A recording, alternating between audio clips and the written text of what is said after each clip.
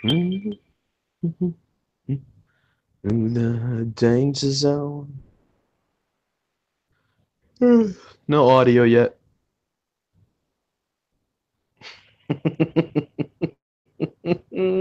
Never should have changed anything, sir. You should have left all your equipment the way it was.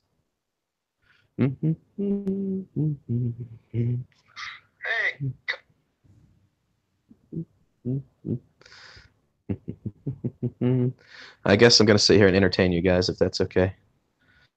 I'm such a good looking guy. I'm very entertaining.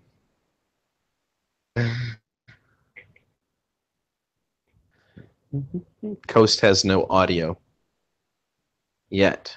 Bill is working on getting some audio. He bought a new microphone, and apparently the new microphone is not wonderful. Yep, yeah. Bill's ready to throw it in the trash can and call it a day. So what Bill's going to do now is he's going to talk, and I'm going to mime for him what he's saying for you guys. So that'll make this show really interesting. Isn't that right, Bill?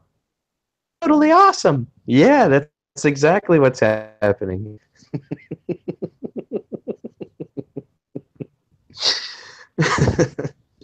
All right, we'll give him a little chance to figure out what's going on. John said, "Are we dead?" In here, John, you can help me mime out whatever he's saying. This will be fun.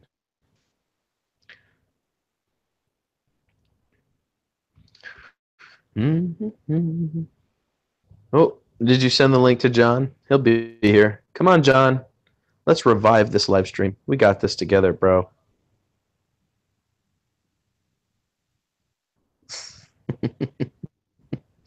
All right, so while Coast is trying to figure out his situation and John is trying to come in the room, I'm going to go ahead and take it from here for a little bit. So, interesting news today, and actually Ken Heron covered this in his live stream. I was kind of hoping I would be the first one to talk about it, but that didn't happen, so I'll go ahead and cry about it later on. I'll be mad with myself. But so apparently CNN is the first or the first company allowed a drone over a crowd. I find that to be very interesting. The drone that they're using is called like a 90 ACP something. It's actually really cool. If it falls, it's designed to break apart on impact instead of hurting. I mean, you're still probably going to get hurt if you get hit with a drone of any size, even falling parts of anything, but you know, it's designed to actually kind of fall apart. Oh, we got it. We got an email in regards to John Heights. Need my drone therapy tonight. Shrink said it. That's awesome. We're getting emails during this. Okay, cool. So, yeah, you know, this raises a few questions for me about CNN being able to be the first company to actually fly, the first individuals, I should say, to be able to fly drones over large masses and not get in trouble, and actually have authority to do it. That scares me a little bit. Open it up for the general public to be able to do that at some point, or is it just going to be these news companies that are going to have this ability? You know, it's kind of scary. Uh-oh. Billy Kyle is calling in, man. Billy's calling. Barry, you gotta let Barry in. Let Barry in. What happened? Coast to coast left. I don't know what just happened there. I don't know if I'm still live right now. I assume I am. I could be wrong. Maybe I should check the live stream and see if we're still live. We are having all sorts of problems tonight, guys. Okay, cool. I'm still live. Maybe I should check the live stream. All right, so anyways, I don't know about you guys, man, but this scares me a little bit, the fact that now fly drones over crowds, because if they don't properly hit this from the right point and explain to the general public that you can't just fly over drone or fly over people with your drone unless you have the right, you know, paperwork involved and everyone signed a waiver and all this other fun stuff, that it's going to cause a major problem in the drone community. I'm actually really scared that that is going to be the case, that people are going to start doing that, thinking that it's okay. And I really wish that CNN cool. They're the first people to do it. I still find that it's a very uncomfortable thing for me. I just don't think it should really be allowed to fly over large crowds of people. You know, because if your drone fails and it hits somebody, I mean, what kind of damage are we talking here? You know, come back from something like that, man. I really don't. So, I don't know. Sucks not having Bill or John in here to be able to confer with on this. Hopefully, Billy gets in the room here in a sec. Because, yeah, hanging, man. They left me hanging. It's not cool. Oh man. So, let me see if you guys are talking in the comment section. I'll try to answer some of your questions while we wait for Bill and these guys to get on the ball here. Cup, what? John Cuppi. Hey, John. How is everyone tonight? Everyone is good, I think. The hazard is still there, and it annoys people to hear the buzzing around you. Fake news, Steven. Fake news. Oh, man. Brian G., what's going on? Somebody just come in? No, it's just me. It's just me. I'm handling this live stream by myself. This is no fun. And John, you can come in, man. You got to wait. Coast to Coast has to come back in. Do an invite link so you can come back in. I'll tell you what, man. We never have these things on the ball. Me and Coast need to sit down and need to teach him how to use this properly because this is not working.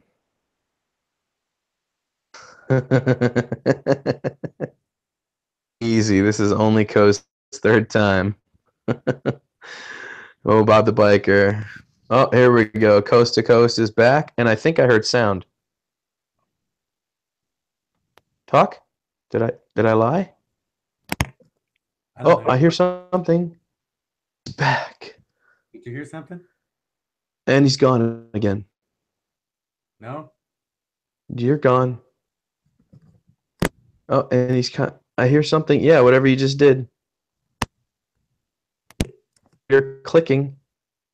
Talk? What? Oh, there we go. He's back. Okay. Huh? What? Who? Who? Where? Me. Okay. All right. It's Ken sabotaging you. Says Billy can't get. Billy keeps saying he can't get in. What about John? I'm sending his link again. Oh. Come on, John. That's better. There we go. All right, everybody's invited again.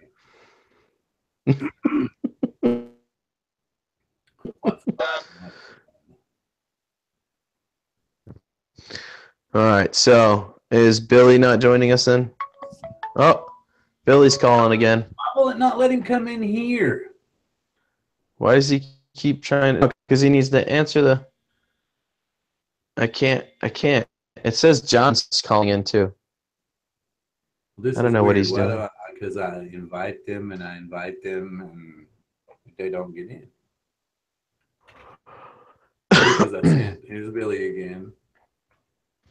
Here's John again.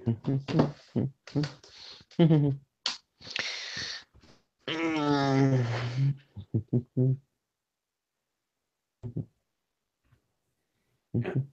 Everything's there. New invite sent.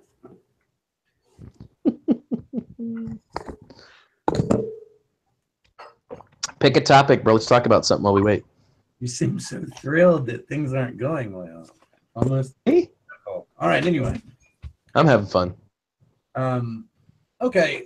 What I was going to talk about was the little Cheerson CX-23. I love the little drone, except I don't like when you press the home key because it just lands like in a 30-foot radius of where home is. So hopefully it's close enough to where it's like 10 meters off. wait. Here's the other part. When you're gonna do the auto takeoff, it literally spins up the motors so slow that it kind of wobbles, and I'm like, no, no, no, no, no. So I hit the stick. I didn't even trust it to let it try to take off on its own. Well, this is good because Stephen Merritt was thinking about buying this, and I know Stephen is currently in the chat right now, so you're definitely helping him make up his mind. I did want to ask you about the camera on that thing because Stephen was so worried about the camera, and he's very particular. Let's put it this way: he's very particular about what he buys. Your buddy's calling again. Yeah, I don't know what I'm supposed to. Why is it coming up on the other way? I have no idea. He's actually coming in as a video call instead of trying to join the chat. So it's on their end or what? All he needs to do is open Hangouts and join the ongoing call. That's all he has to do. So they can't hear this? It's ringing away. But why is it on a different channel? I have no idea. Because I've sent them links 3 or 4 times for this one. The next call and be like, Billy, what are you doing? Oh, man. That's awesome. Anyway, but the auto land it works fine as long as it's above where you're at. And he's saying invite me via email, and that's what I did.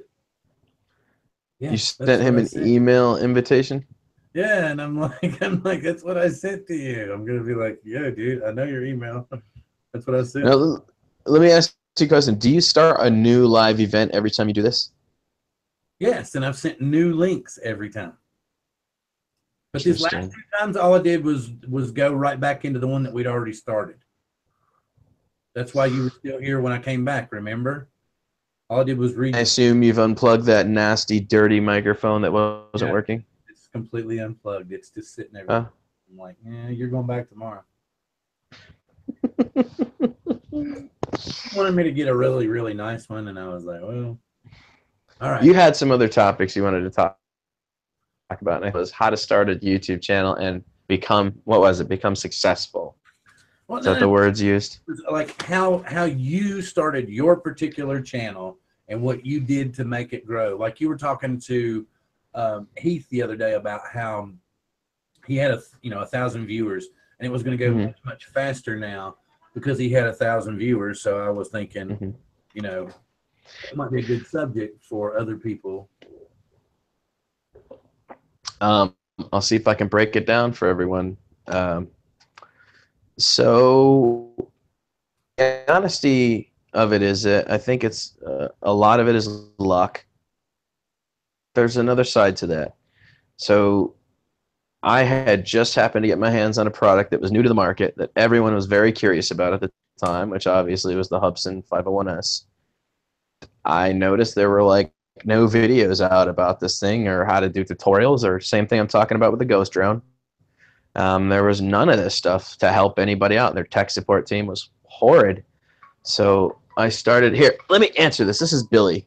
Well, I sent them email invites now, both of them. Bum, bum, bum, bum, bum. That's what yeah. Hang on. Where's my thing? Right. Okay, I won't answer it. So anyways. Do me a favor. Check your email because I sent you an invite like you asked for. Because I got super lucky with the Hubsan coming out, and can you even? Yeah. Yeah. Okay. I sent you a new email invite, right? Okay. Hopefully it'll work this time. There's John. He's hanging out in the room. Hey, John, I sent you an email with the invite. Hopefully it'll work to get in here. So you're basically saying you found a niche and that's what took off, right? Kind of, in a sense. There's more than that, though. So it wasn't just finding the niche, because what most people do is they get a new product, they test it, they review it, they make a couple videos, they move on. The thing was, I stuck with it. I didn't just do a couple videos and then move on. I continued to take that platform that I knew worked. I knew it worked because I was getting a lot of views. So what I did is I rode that. I said, okay, people are interested. So if they're interested, why would you stop making videos? You see what I'm saying? Hey, wait a minute. I think we got somebody coming in.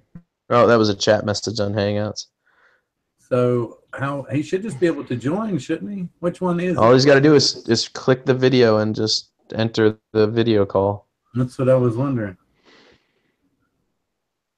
I see John's typing. We're like, yeah, I messed up. I don't have an email link. Well, just click the camera, dude. Just click the camera. just click the camera.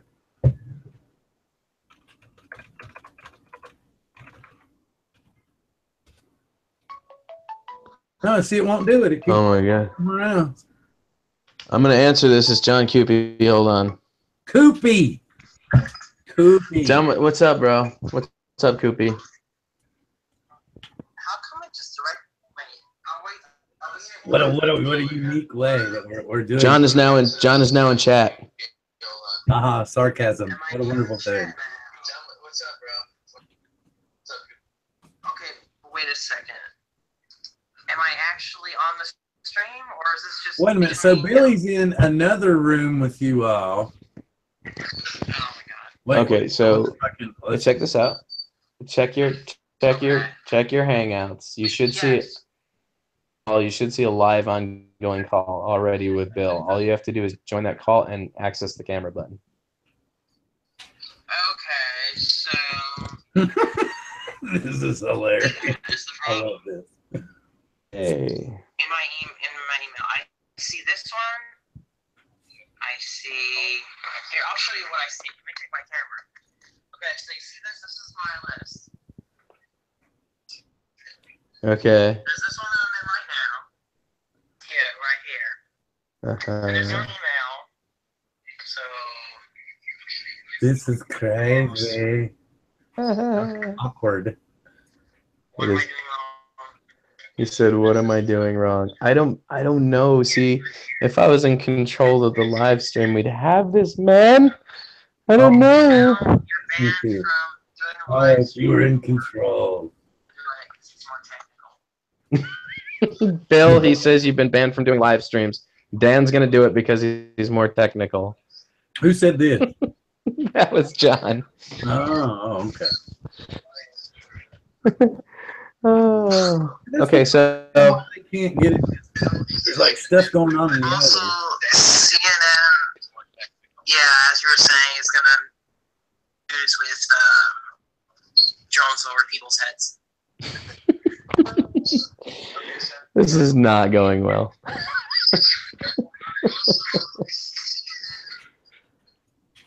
Oh my god, these people are probably so confused right now. Why they put me in timeout? Uh-oh. Somebody just asked why they got put in timeout. Now I'm getting Facebook messages. Percy Clark wants to know why he got put in timeout. I didn't put anybody in timeout. I can't even see the room. The guys must have went wild. I have Clay in the chat. He says this is like watching 2012 House Edition. Okay. Oh my god. Okay. All the other hangouts are closed except one. Right? So they shouldn't be able to join any other hangouts. Would that be correct? Because I don't have any other open. I don't know, Bill. I got John talking to me and you at the same time. Well, that's because you got him answered in another thing. You didn't hang up the call. I archived it on my side. Bill, you're the one sending the invites, brother. You got to be sending them to the wrong thing. I don't know what to tell you. Hold on a sec. John, let me call you back, or we'll just get connected here. I don't understand what you mean by wrong thing, because I sent them to the same email address. I only have one active room. Better than actual drone talk. I love it. What'd you say? Actual drone talk. Okay, hold on. Well, okay, close what you're talking to John and see if he got an invite from making something else.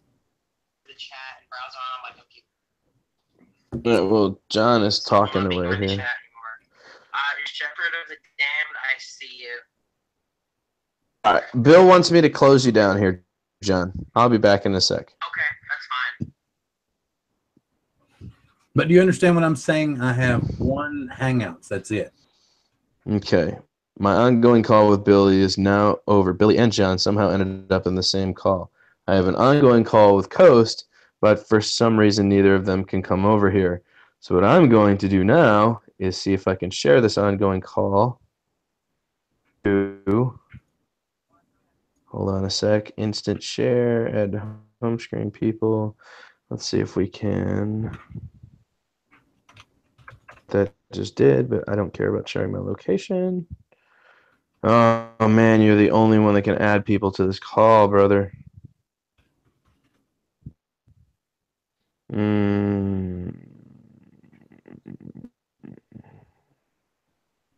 I don't know. The show must go on, sir. Yeah, this is bizarre because I've sent like 50 million links to this exact one. There's only one showing. Wait a minute, let me see if I can do this here. Ooh. Oh my. Ooh. No, that doesn't work well. But anyway, yeah, there's only one room. That's why I keep trying to figure out why they're showing up elsewhere, because it said, do you want to archive these other rooms? I closed them all down. Anyway.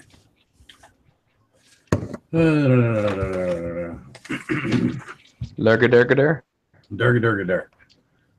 Okay, so did you want me to continue with the YouTube story if we have any watchers? I don't know what to do. Do we still have people watching?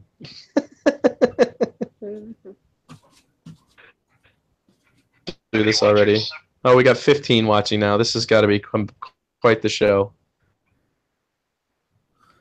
All right. Let's see. Read through the messages. Read through stream interception. I think you should choose the bugs 3 calls. Okay, so there are currently 15 people watching. Unfortunately, I think this show must go on. Okay, so something I wanted to ask you. When you're watching YouTube videos, can you watch a 10 or 12-minute flight video and that's it?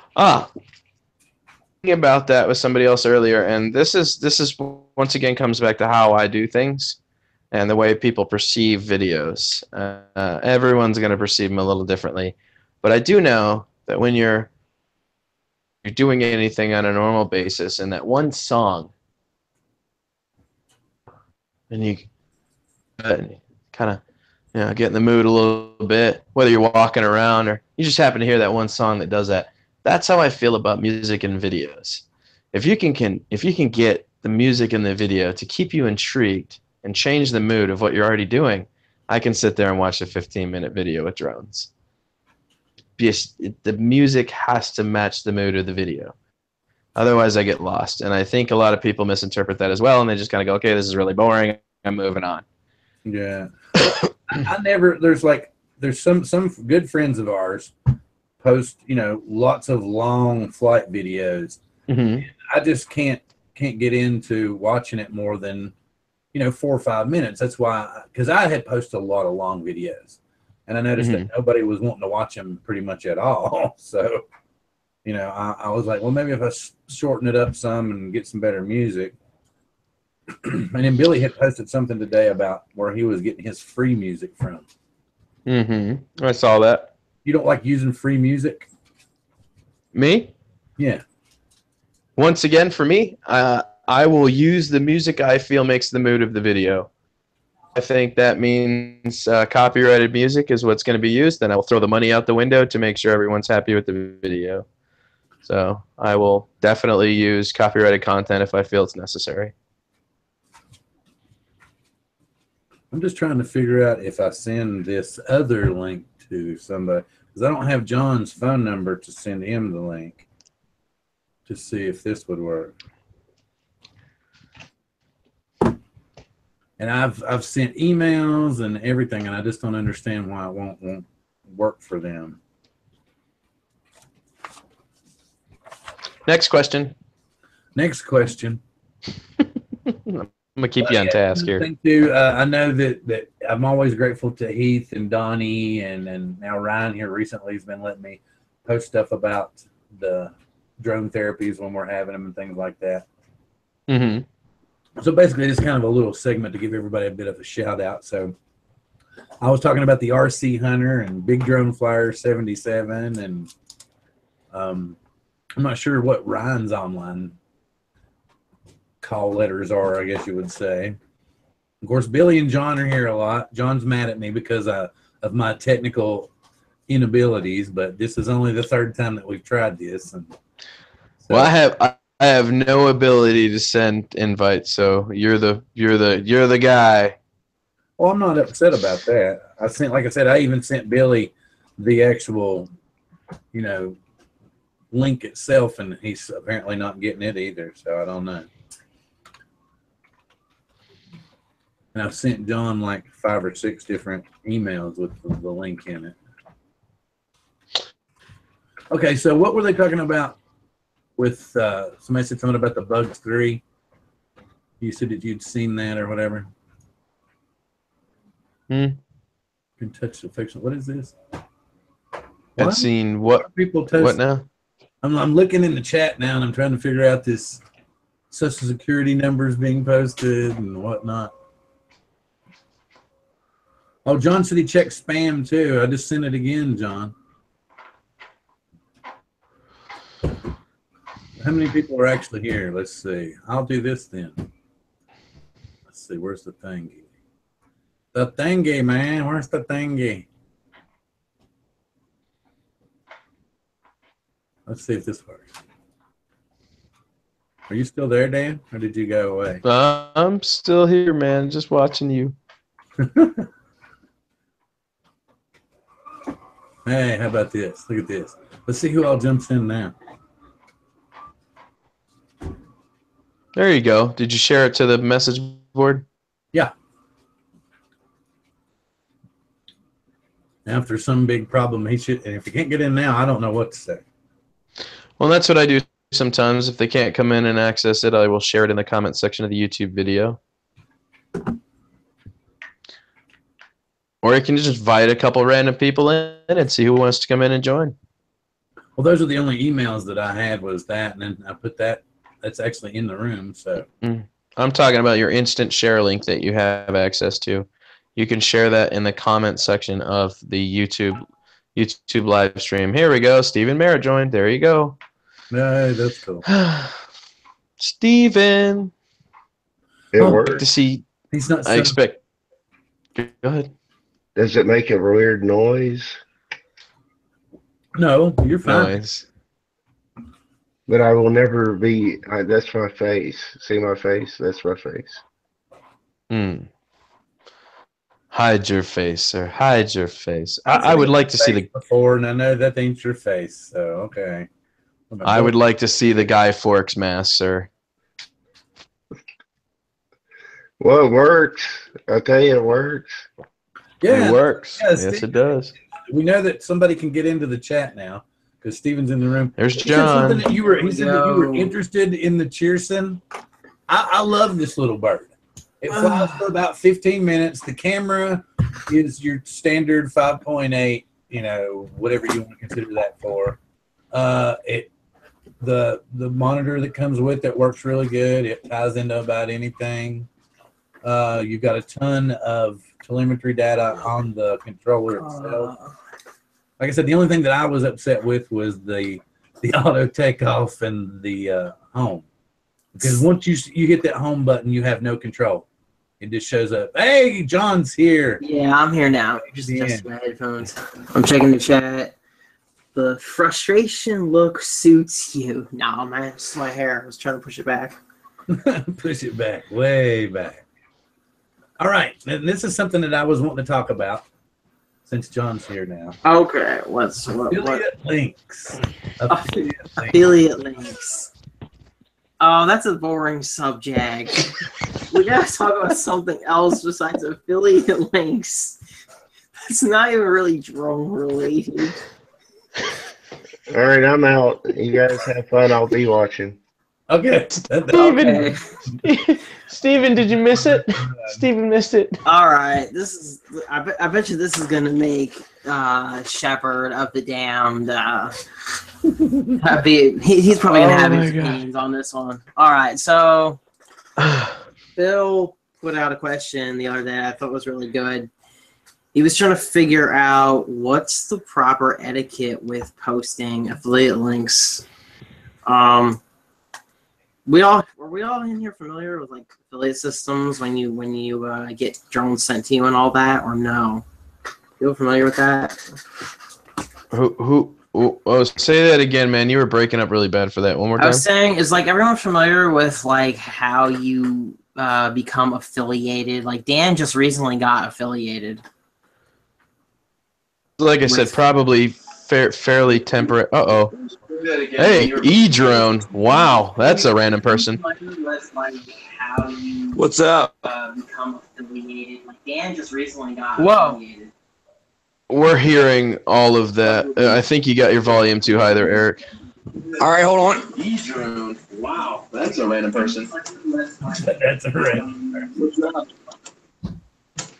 If you guys come over and watch my cloud videos, it's important to remember to have an open mind, but not so open you can park in a cloaked triangle, cloudcraft in it. Okay, so John, what was your question? Edrone, good to have you, sir, by the way. Give me 1 second to answer John's question here. I was trying to figure out, are most people in the chat familiar with like what it means to be affiliated with like one of these companies, Banggood, GearBest, all that? Because I know Dan just got affiliated, but I don't know if everyone understands how the affiliate system of these sites can't works. handle this. What's going on? Oh, The chat can't handle this. no, apparently not. Oh, he was asking what Cheerson I was talking about. So this is simple. This is the Cheerson I'm talking about. No, these CX. Hold it up higher. Hold it up higher. Yeah, we can't see it. We can't see it. You can't see that? There you go. Oh, There now you we go. can see it. The CX23. What? But I'll tell you what's happening here. Okay, so Coast, your internet, sir, is not wonderful. It's very laggy, and because you're hosting the stream, it's causing a lot of backfeed on everyone. Your internet source. Yeah, but my feed looks great on my Does phone. it? Yeah, no, it doesn't. Not from my end. It looks you're lagging. Like, it's choppy really weird. and laggy. Yep. Everyone is like their lips are moving, but they're saying something else. Yep. Yeah, my feed's Uh-huh. and It's like a bad 80s movie. 60 meg. It may just be that your Wi-Fi is not real fast, Dan. I don't know. On 5G homebound, something crazy. I'm hardwired 100 megabits, so if I was lagging, I got Xfinity. It's all good. Yeah, it's the same thing I got. It's Xfinity. All right, so, John, you're asking about affiliate links. Are you asking me if I understand, or other people? Like the chat, I'm asking if most people in the chat even understand like how affiliate links work. Because I mean, it's technically not even a drone related topic, but I feel like there's people that don't. Like, I think there's a lot of people that don't even understand necessarily what the hell an affiliate link really is. You know what I mean? I'm just trying to figure out, like, how many people know what an affiliate link really is. No, the reason the situation arose was because the little drone that you posted after you've done a review and everything, another company had it cheaper through their affiliates. And I was curious if save money or not save money for people. Right. So here was my response that I actually just want to pull up my response so I can use it sort of as like notes, because I had some rationale for, you know, what if someone posts a deal on a quad, but your affiliate company has a better deal. Now keep in mind that with an affiliate link, someone is getting tracking from that link if someone buys the product. And they're also getting money for the sale. They get a small little commission, okay? So basically what he's saying is, let's say someone posts a link to a quad, and they have a cheaper, they'll have a cheaper price. What's the proper etiquette? What should you do? So I think it depends. It depends on the situation. And so here's what I say.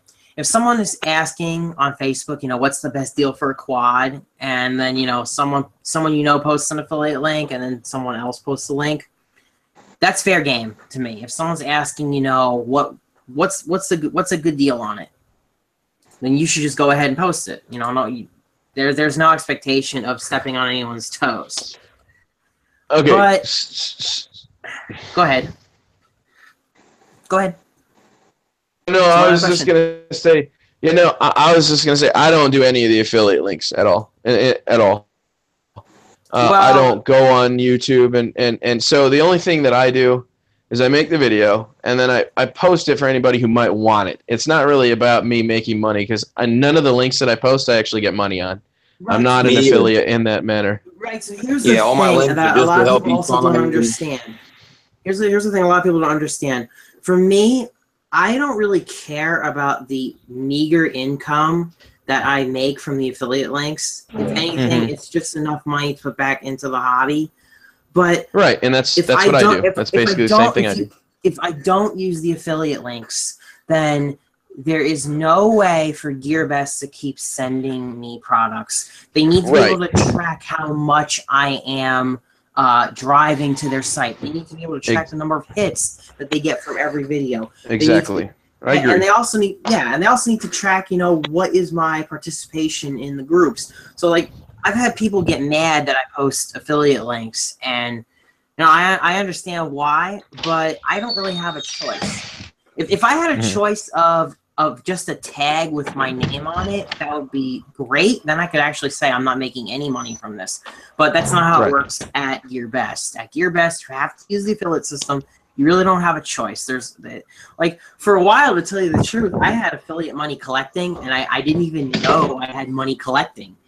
And I'm like, oh, I can actually withdraw this? And they said, yes, that's for you to withdraw if you want. I'm like, really? I'm like, I just thought you guys were using it for tracking because I get the free products. I thought that, you know, you don't have, that I wasn't eligible to do that. And they're like, oh, no, go ahead. That's how it works. We send you free product, you do review, and you make affiliate money. And I'm like, oh, that's kind of nice, I guess. Right. None of my links are for affiliates, by the way. All my links are just to help my subscribers and watchers find products at the same prices that I did. So that's why that's what all my links are for. Okay, so that's cool. So it's whatever, help everybody out no matter how much it is. And you're not stepping on anybody's toes. It's just to help. Right, but that's to me, that's like if someone asks what's the best deal on a quad. Now, like,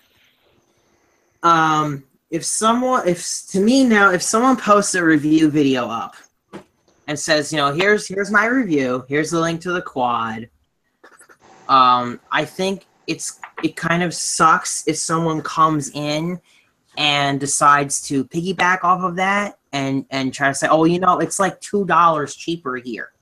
That really kind of screws over the reviewer. Yeah. I mean, yeah, it does give a cheaper price to other people, but it screws over the reviewer because the reviewer put in all the time and effort to make that review, okay? And they put it in a video form, written form, whatever the hell.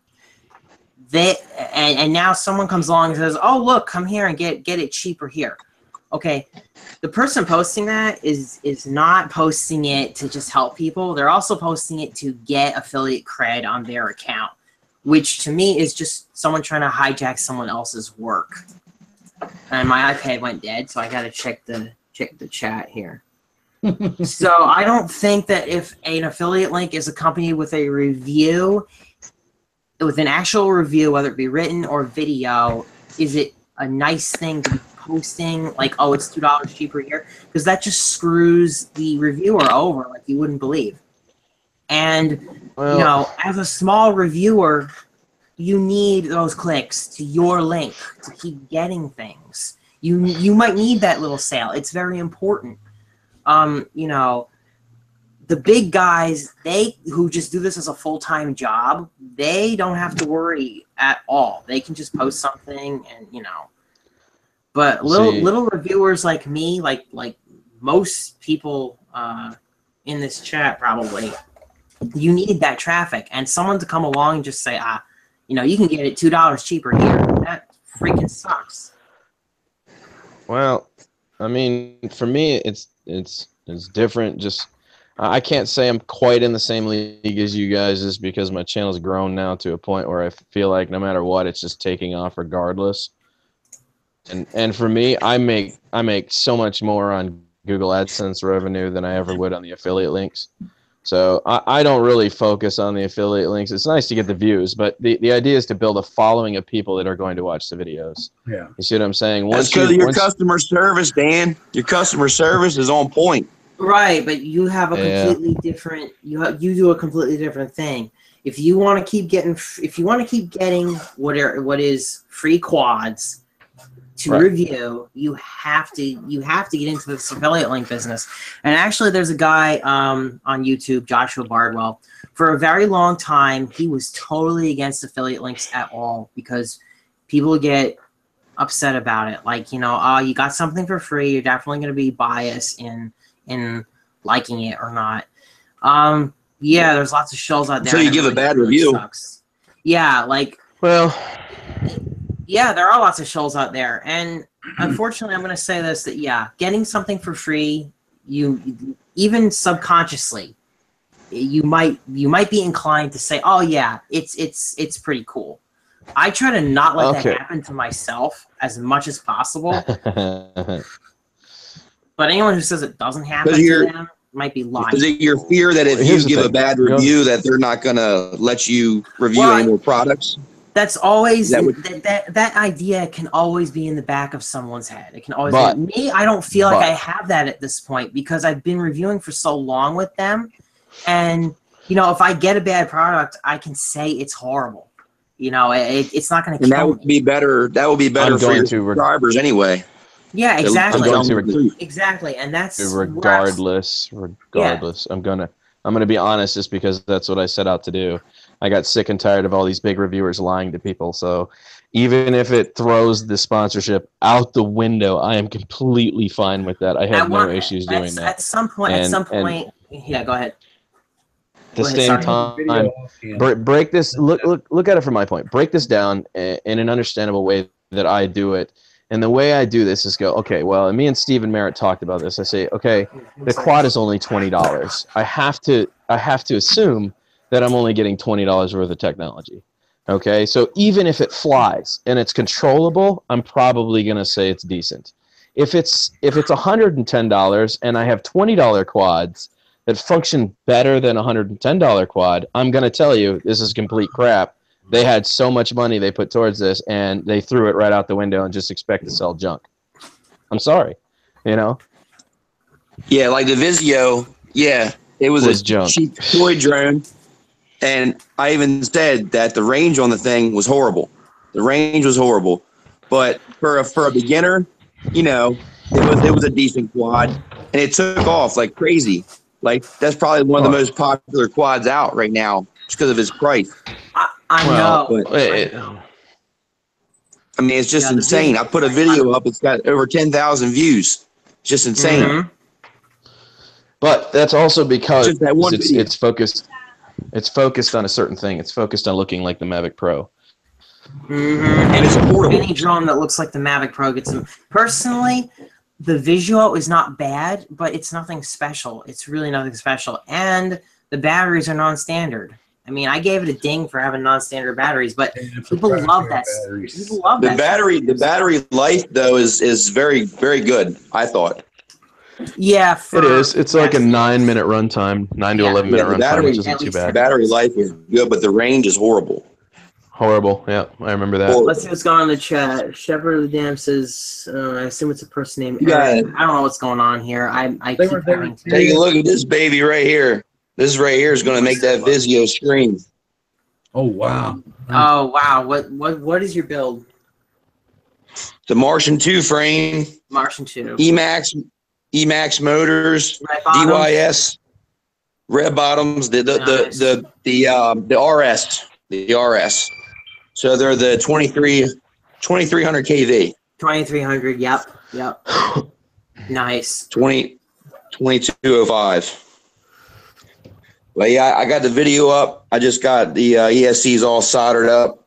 I'm telling you, when you're going to get a solder, go with a reputable solder. I bought some Chinese crap, and I'm telling you, solder is junk.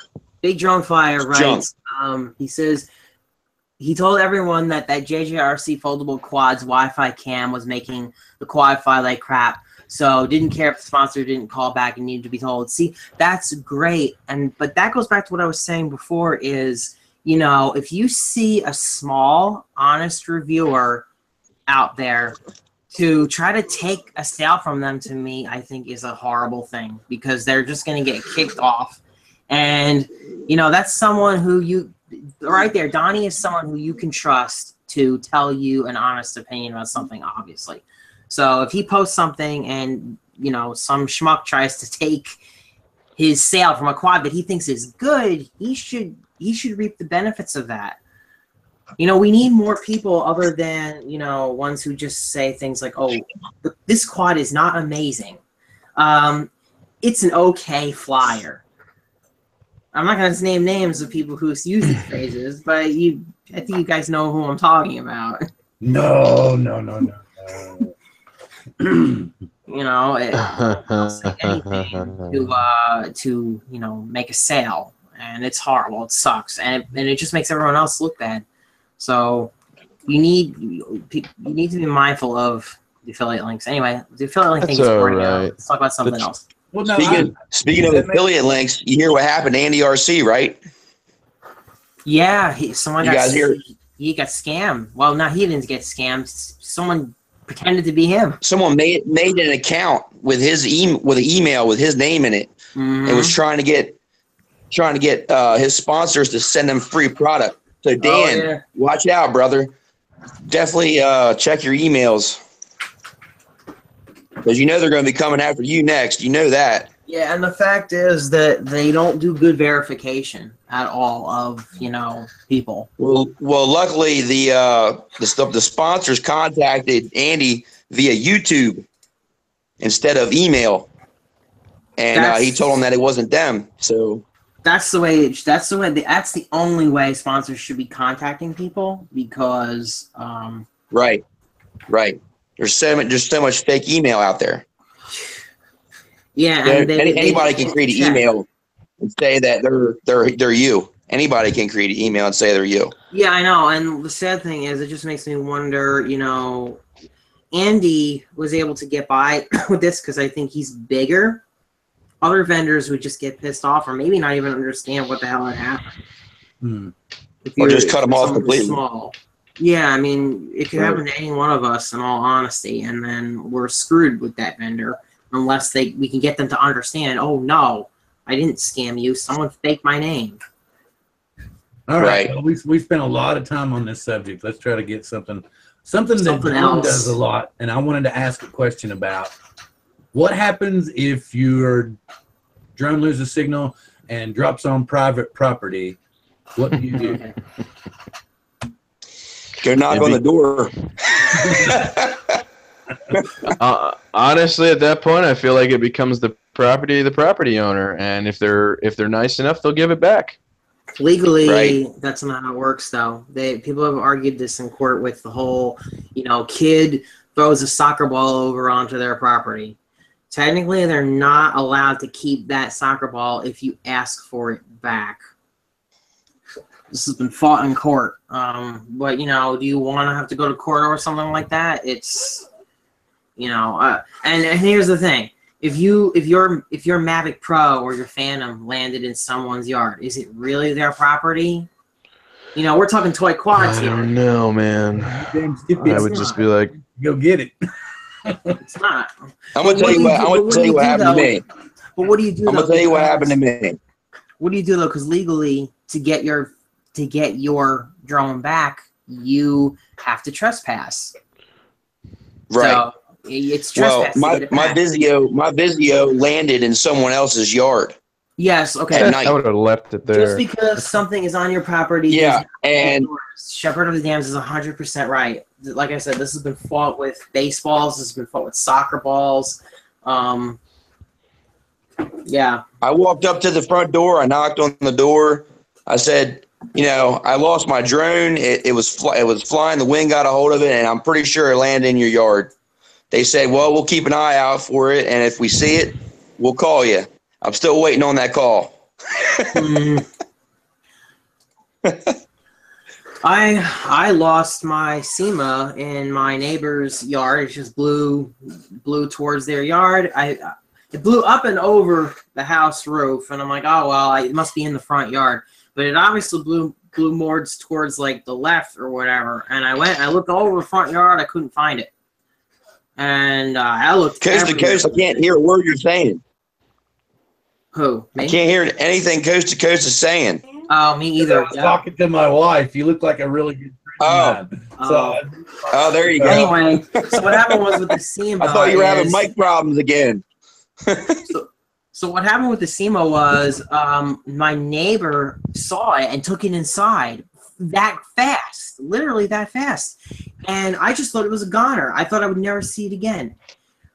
In the spring, this was during the winter. In the spring when we were flying more and I had my first brushless drone and everything else, he comes out and he says, "Did you guys lose a drone?" And I said, "Yeah, we did lose a drone."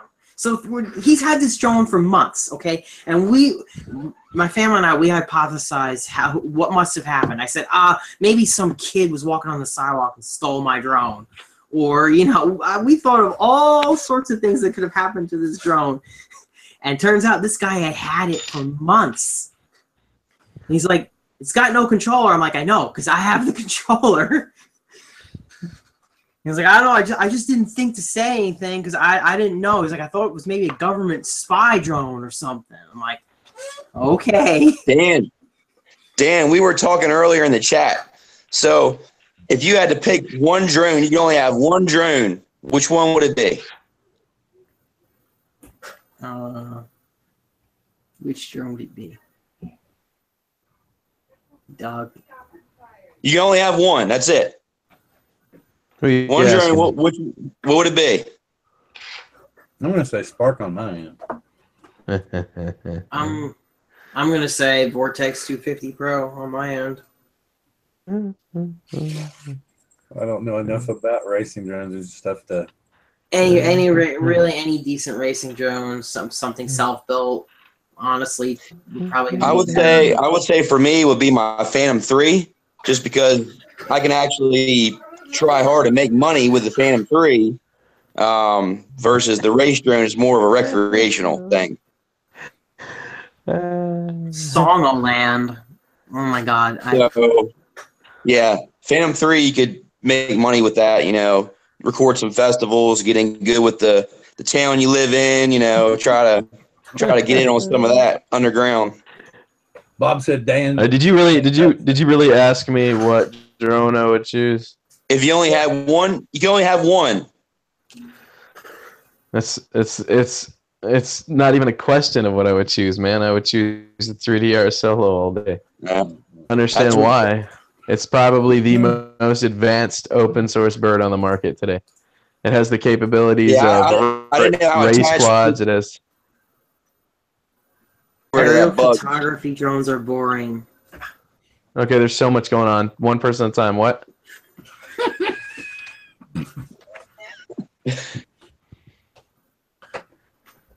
Nobody? I did not know how. Everybody talk at once. Quick. You want me to I did not John, know you were how saying the word to the bug. I said aerial photography drones are boring. Are they boring? The Solo does complete acro. Is it boring? Yeah, I disagree. I'm sure it's not anywhere near as fast as my racing drones. It goes at top speed of about 73 to 74 miles an hour. I'd say that's pretty good for a 4-pound bird. Come on. What kind of battery does it run? A 3-cell? Absolutely. He thinks John, I'm joking. I'm going to chime in here. He thinks I'm joking. John, I'm going to chime in here. Let me chime in real quick. 75 miles per hour. Let me chime in.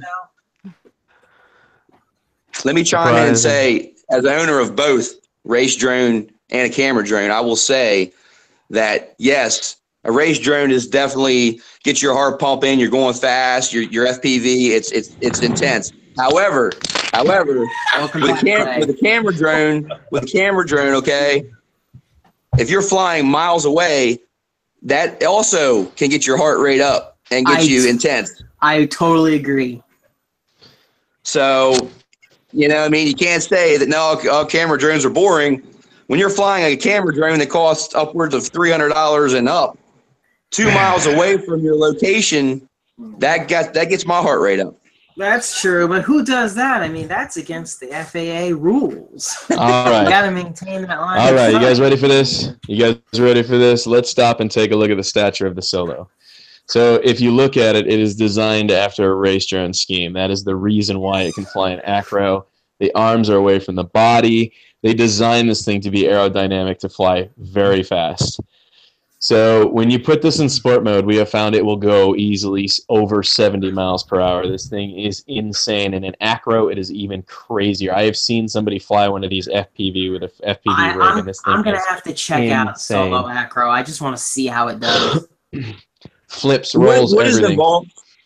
What is involved in making that FPV, Dan? Well, what the guy did, actually, which was really cool, is he drilled out the front of his and he put a run cam right here in the faceplate.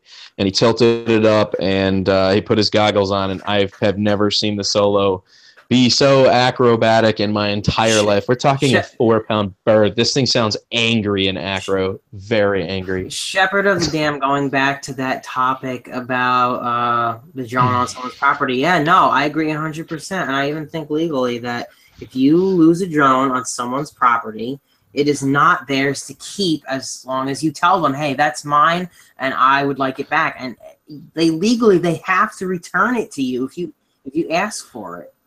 They do. Right, so, John, let me finish up here. Yeah, I was just answering him. The reason why I say the 3DR Solo is because it's a jack of all trades. It was designed for aerial photography as well as being a sport flyer, as well as being acrobatics and running full acro. On top of that, it is upgradable with the Green Cube, which is military technology. You can have up to 540 flight parameter adjustments using the Tower app. It is probably, like I said, one of the most insane birds on the market still today, if you decide to do some upgrades to it. Even out of the box stock, it is crazy how much power it has and its abilities. You won't find another bird out there doing what the Solo's doing. You just won't. I should pick one up sometime if I find one for cheap. They're out there now. I guarantee. Aren't they, Dan? They're out there now, right? $200. Yeah, they're $200 cheap now, right? So you still getting that gimbal for $39? That puppy has jumped up to $150. But yeah, no, yeah, it's but out of the box, full acro, full sport mode, full functionality, full smart shots. My only thing is go ahead. What's that? What were you saying? Full acro, full sport mode, something like that. Oh no, I was just saying. So if you actually decide to buy it and you upgrade for $168 to the Green Cube from Gestures Drones, you can add in all the sensors and functionality of a P4, plus whatever else they have coming. This is the only bird you can tether. I don't know if you guys know what tethering is. What does tethering specifically mean? Is that like programming? No, no. They have a light wire that has up to 200 feet of wire, and you can tether the power source to the Solo and fly the Solo for 45 days straight without bringing it down. Oh, I didn't know that. It was going to be one of the most awesome birds to ever hit the market until, obviously, Colin Gwynn tanked the company and they kind of fell out. But the other side of that is Open Solo team picked it up and started redesigning everything for the inerts as well as the firmware. It is probably I've got nothing bad. I've got nothing bad to say about the Solo. The only reason I went with the Phantom is because my friend was selling it, and I got it for $300 with 2 batteries and a booster. I remember. I mean, I got mine for $100. Exactly. I don't have anything bad at all to say about the 3DR Solo. I have nothing bad to say about the Phantom 3 either. I've not had I've not had any problems with my Phantom 3 at all. John, I think you should buy one, and I think it'll blow your mind. The only downside is it gets about 5 minutes less runtime than most Phantom products do. It's a lot heavier. It weighs almost a pound more than most of your Phantom products. There's no other aftermarket batteries for the 3DR at all. None. Huh? There's not right now. Think about it this way, and we talked about this: is that the 3DR Solo, they produced 80, and obviously, if they're still selling them for $200 a piece, and they were, you know, $1,400 camera platform birds when they dropped. Obviously, there's still a ton of them out there. You have to think that if they made 80,000 solos, they made 5 times that in batteries. So, I mean, the batteries are easy to come by. They're $49 a piece, $45 most of the time. Right, I didn't know if someone had made a higher battery, a higher milliamp or something. Go ahead. I hate interrupting, but it's so hard because I don't know who's gonna start talking or stuff. Yeah, John, what were you saying before Edrone kicked in? I'd probably make it into like a backup aerial photography rig of sorts, or just, you know, a rig that I can use that's cheap. Because I probably would fly at acro, because just because you can fly something acro doesn't mean you should. It's an you should see it. It's a messy crash though if you mess up. I'm sure. What's that drone in your closet, John? Which one? The one up on your shelf. Oh, 350QX. That's 350QX. Let's see it. Yeah, sure. Here. Everybody wants to see it. Let's see. Yeah, whip out your drones. Come on, man. Mine's bigger. Mine's bigger than yours, bro. Oh, gee. Look at that prop. Oh, look at that prop. Yeah, this is the 350QX. This was actually my first brushless quadcopter. Oh. It's actually got like a custom painted body too. Is it got a fixed camera? Didn't even have fixed camera on that one. Didn't even come with a camera, but it does have a gimbal. It's not on it right now though. Oh, does it? Okay. Nah, nice. No, but this is the 350. Dan, whatever happened with you getting the Cheerston, man? Did you change your mind? Cheerston, which one? You talked to me on the phone. I can't remember, CX something. CX23. Bill actually has that one. Bill was pointing out the flaws in it today. Oh, really? You say you ended up changing your mind on that one?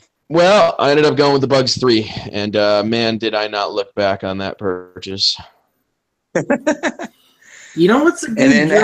how about this this ghost drone? When you pulling the trigger on that tomorrow? I'm probably gonna buy that tomorrow, and like I said, I'm probably gonna try to revamp the ghost drone, and you know, it may suck in the end, because if I do happen to get it to that point where people are buying it like crazy, they'll probably bang the price out again. But I feel like it didn't really have an accurate chance the first time around, and I think if someone put a little time and effort into improving what is already there and showing people how to get around the small little niches that it has to get it functioning correctly, I think it'll actually. So, guys, you know what the best drone is? The best what? You know what the best 3DR Solo? The 3DR Solo? The Yosemite CG035. That's the best drone.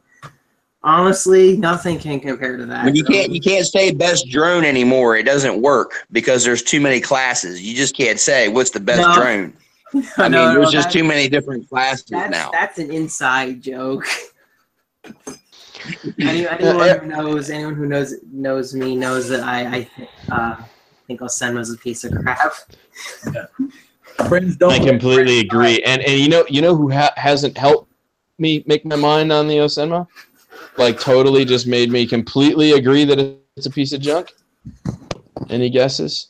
Oh, no guesses. Don't go there. No guesses. No guesses? Okay, all right. But anyway, yeah. I noticed something in the RC Sailors.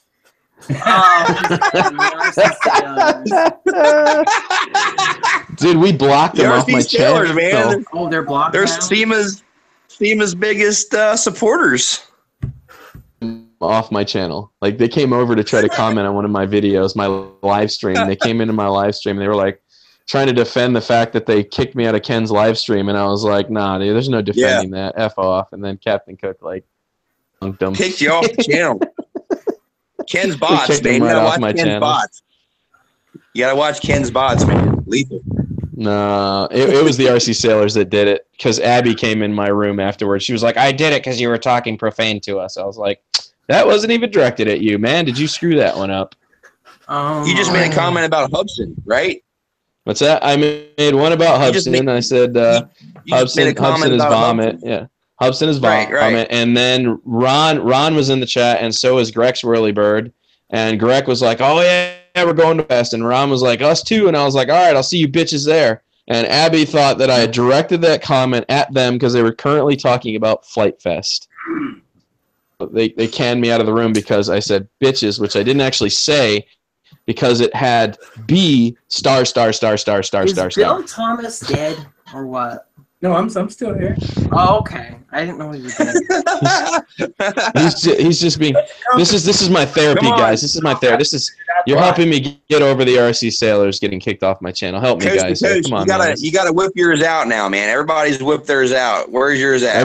You gotta whip it out, bro. Whip it out. Measuring time. Coast to coast. Whip it out.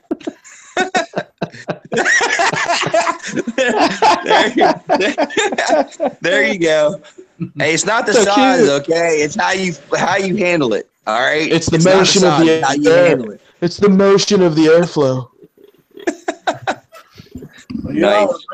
So, what's your guys' take on the dinosaur? You guys heard about that one? The dinosaur. I have not. So I got in my hand. A Q35. Yeah. What's your take on that? I just got it set up tonight. I'm gonna flight tomorrow and see how it is. Yeah, I wanted to get a flight. All right, John's making me jealous now. I wanted to get a flight in. I wanted to get a flight in today, but you know what happened? It's not configured right in Betaflight out of the box. Okay, so it comes with an XM Plus receiver, which is a really good receiver. Okay. Which is a receiver I just purchased to go in my build, by the way. Spoiler alert. It's a great receiver, perfect for ones like this. But I couldn't. Yeah. Well, first I thought I couldn't get it to bind, but I actually was binding it. It wasn't nice. John's still whipping them out, man. It wasn't responding to any of my input in Betaflight. So I find out when I check what the receiver setting is. Serial RX is not enabled. Number one. So it had no idea that a receiver was even put on, and it was set to PPM and not S-Bus. So this was shipped. And the UART's probably not even labeled either, right? No, the UART wasn't even selected. No, I had to figure it out on my own. So basically, that caused me a few. John, you got a lot going on over there, buddy. How many drones do you have? Too many. I don't, an embarrassing amount. Let's see what we have here. No, this one is how many? My new. I love this one. How many do you have, John? So cool. Look at this. Now this is the Cuppi 1 from Holy Bro. Now this has T-Motor. Holy Bro. Yeah, it's right. It's from Holy Bro. Now this is a T-Motor, 2450 kV. The whole thing is just really, really solidly built. You were talking really smooth. I flew it line of sight earlier. I'm gonna take it out FPV over the weekend, but I was really pleased with how this thing handled. So easy to use too and configure. It's just expensive. It's like $240 with the coupon or whatever. Now, how would you compare that? How would you compare that over the Norris? Norris? I've never flown the Norris. Yeah, I like to see those two go head to head. Be honest with you, Bro and the Norris head to head. That would be one to see.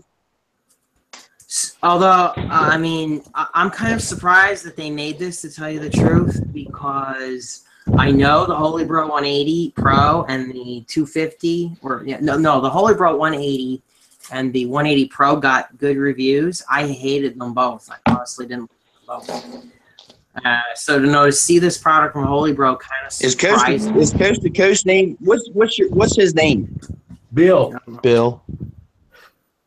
What's your name, Coast to Coast? Is your name John too?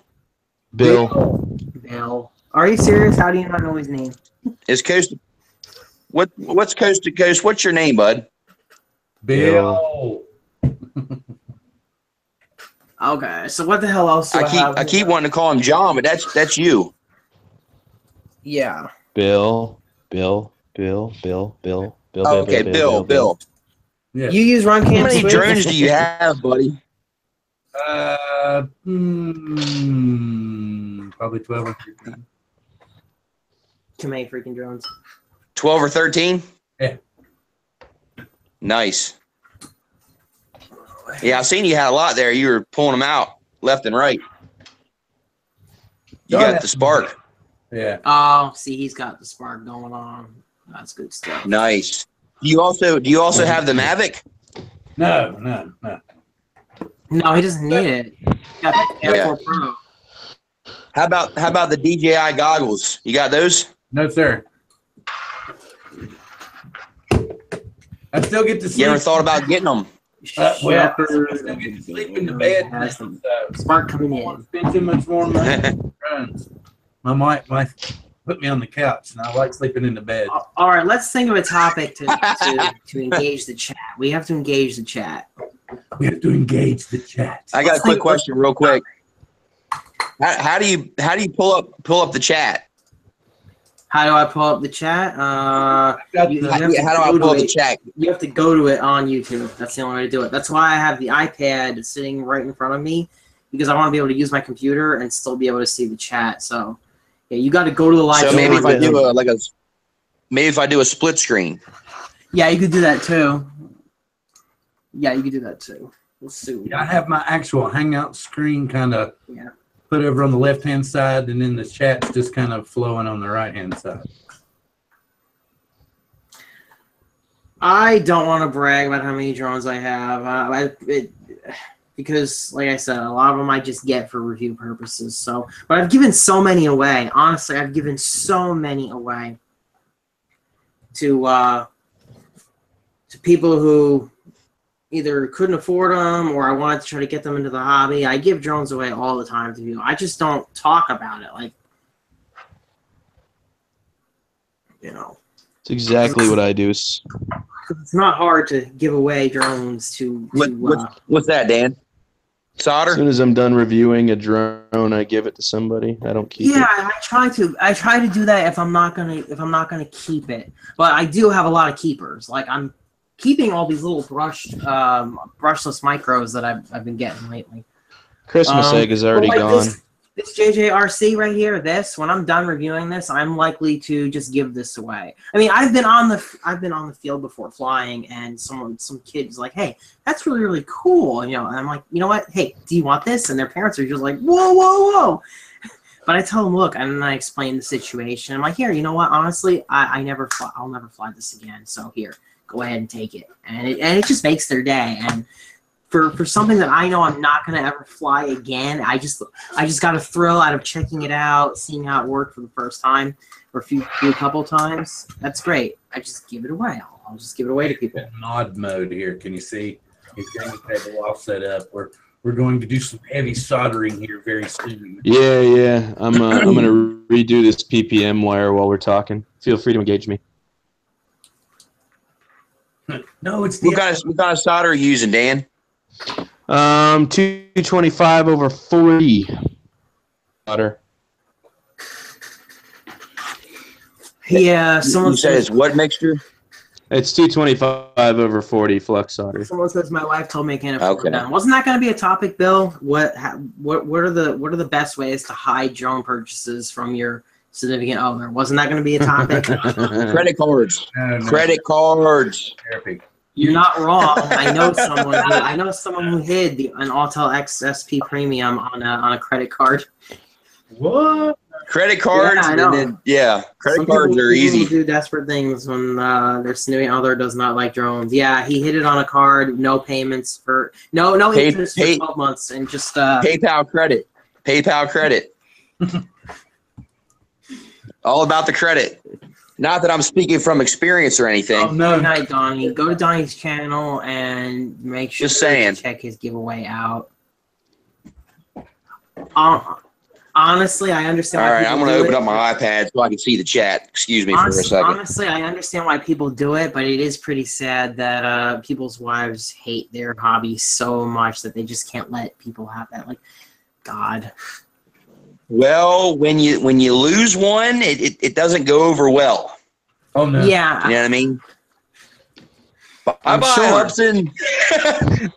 Bye-bye, Hubson. That Sorry, that wife. was not that was not a sad toodaloo. Okay. I've heard that That was too. Like $200 flushed. if you lose one, then you just have to hear, oh, Is this going to be another $200 or $300 that you're going to lose? Precisely, Never going to lady. do it again, honey. I promise. I'm never going to do it again. And I lose my stinking Vizio.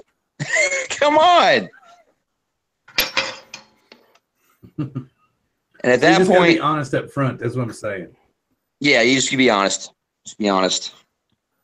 Yep. She says, "Did you buy a new drone?" Yeah. Why didn't you tell me? Did you buy more drone talking parts about, again? lady? Yep. Is that drone parts coming in the mailbox? Yep. Oh my. Yeah, that's true too. Like if you need to get parts or whatever. Yeah, they're smaller. Oh, it's just some cheap parts, hon. That's all. A couple dollars. I have the best excuse ever if I ever have to deal with that. Oh, I just got it for free. How was anyone ever gonna? How are they gonna know? Or yeah, you spend $300 on a new flight board, and she's like, "What is this thing that looks like a credit card that you spent $300 on?" Oh, that was only like $5. Why is it that you think more women do not involve themselves in this hobby? For the same reason that women are not prevalent in a lot of other areas when it comes to tech. It's that they're just not introduced. Hey, woman, did I get mad at you when you purchased makeup last month? I don't think so. So shut up. Yeah. Speaking of women, though, I got to give a shout out to Oni. I think it's Oni or Ani girl. She's got an awesome channel. You got to check her out. She does the race drone scene.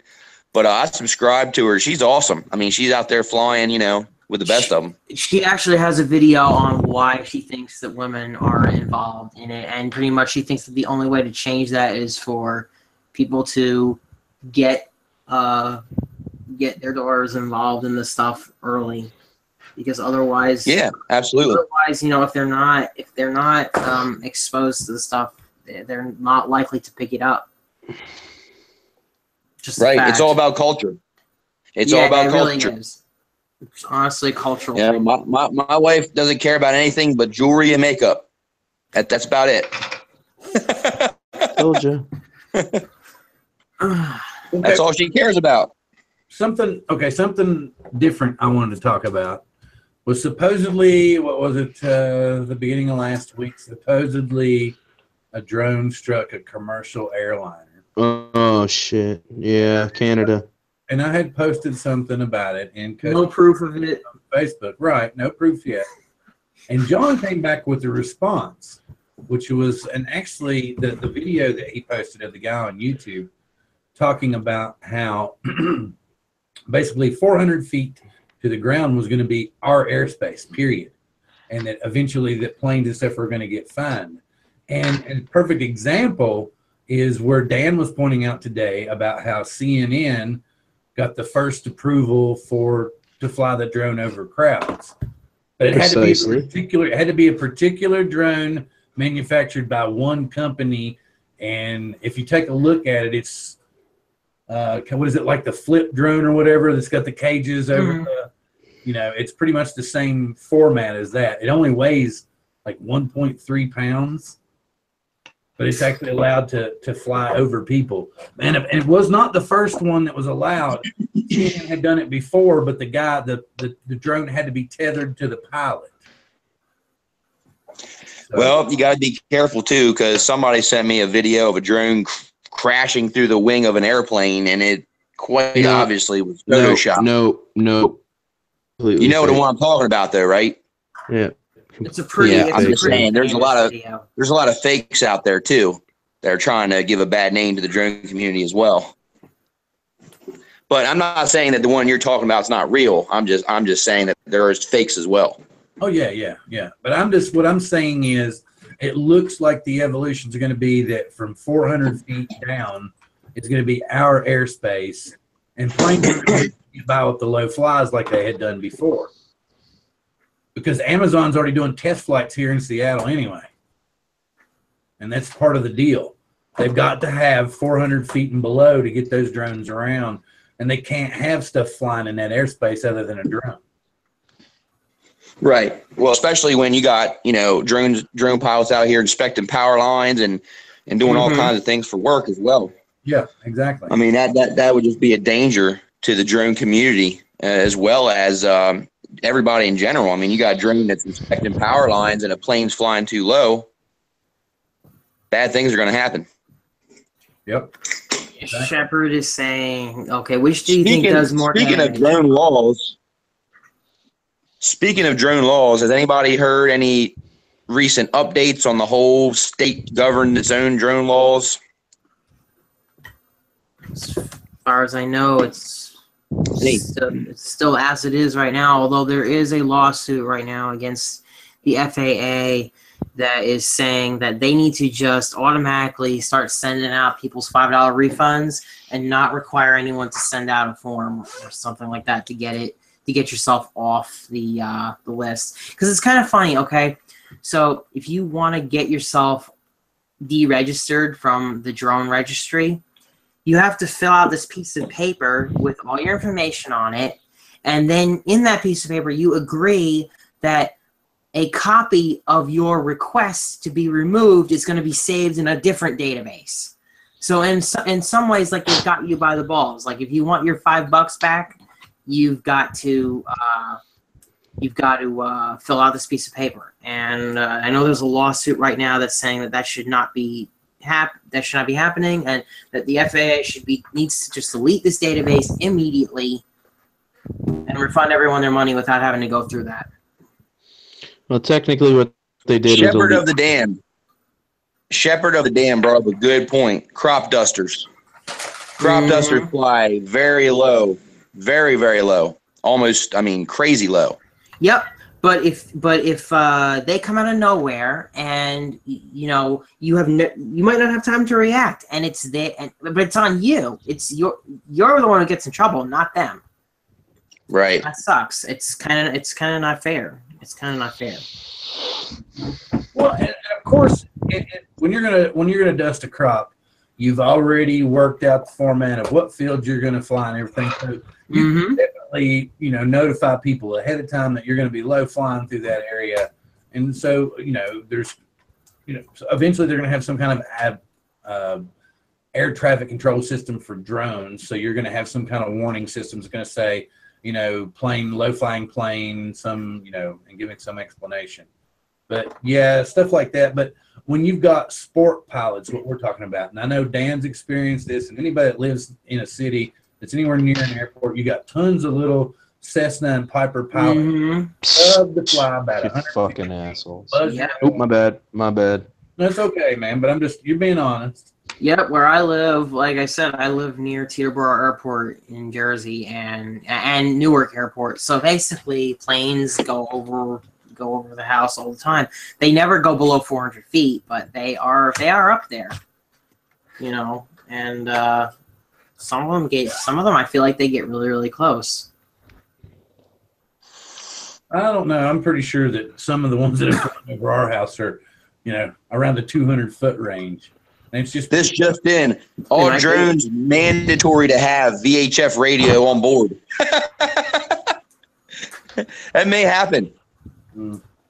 It may happen. See, though, I really hope that they don't do stuff like that, because, then racing drones will need to have the same stuff that these other drones have, and it's just not necessary stuff to have to put on our belts.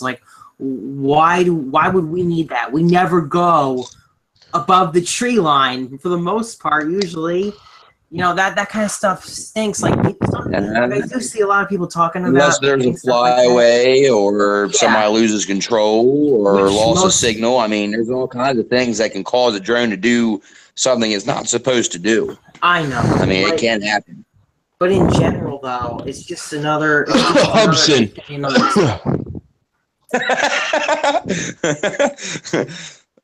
Oh, yeah. Something else that I would like to think about too is when we're talking about the possibility of low flying planes. I think in the same sense of the words, you should be able to register, say, hey, on such and such a date, I'm gonna fly to 10,000 feet, and you should be able to get the airspace cleared for your photography or something. Yeah, that would be nice. It would be nice to not have to have a guessing game of am I gonna, can something get in the way? It's impossible for you to know, even live flight paths now. Well, for a long time it's been that way, ever since 9/11, I think. Like, there are apps you can download to check flight paths, but, if you plan How many people are in the room now? I don't know. There's 13. Can you see? It's a small crowd, but it's a good crowd. I'm glad We got all the favorites in here. Mike Brooks, RC Funds Diversions. We got all the favorites in here. Mm-hmm. Yeah, man. Well, the whole point is everybody's bringing up good points and talking about drone stuff in the chat as well. Mm-hmm. Yep. We're engaging the chat, engaging users. Yes. Shepherd of the Dam should get a sticker for being super engaging. Does that mean what Yeah. That's Clay, by the way. Oh, okay. Well, I can deal with that. Wait a minute. Good job, Clay. Boom. All right. We got to do a giveaway. Boom. John, are you doing the first giveaway? What? No, I'm not doing a giveaway. Free advice every therapy. Yeah. Free charge for this. Big dollars. Yeah, big dollars. Free drone. Right. That's a good. I've always wanted to ask Dan. I always forget. What's your take Hit on me, the man. Wingsland Mini Vet? Wingsland, huh? Wingsland is garbage. Wingsland Mini Vet. Steven, Yeah, not much really talk about it. Steven, do you want to come in here and answer this, Steven? I know you're in chat.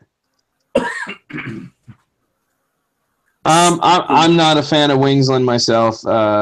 We've seen Wingsland do some very horrific things with their birds, and at the same time, I mean, I don't know, man. I'm not a fan myself. I do want to test the Wingsland S6. I like to take the quads that have problems and make them better. So I mean, the S6 and the Vet Man are two different birds, obviously, but I've never seen anything great really come out of Wingsland so far. So I like it. And the thing that's confusing to me is the Wingsland Mini Vet on paper. It looks amazing. yeah. Well, everything looks amazing until people will start testing the shit. Coup drone. Yeah, I mean, it looks to be like the Phantom Killer. Yeah, that was the big thing. No, the Phantom Killer. Bill, do you remember the Obtain, the Mavic clone? That looked wonderful on paper too. So did Coup drone, but we all know what happened there. They hate my video. They've commented on it so many times. Can I get a Coup drone for review? Yeah, really. That's what I asked him. I said, fine, you want me to stop talking shit about it? Send me one. I'll tell you what I think for real. Bad not owning one and just being a partner that invested? Send me one and see what happens. Well, it was like So is it just me, or is the H501A dead? Junk, complete junk, like we all knew it was going to be. Right. Yeah. And back ordered for so long. I'm glad it was back ordered because I was able to change my mind. If it had back ordered, I might have bought the daggone thing.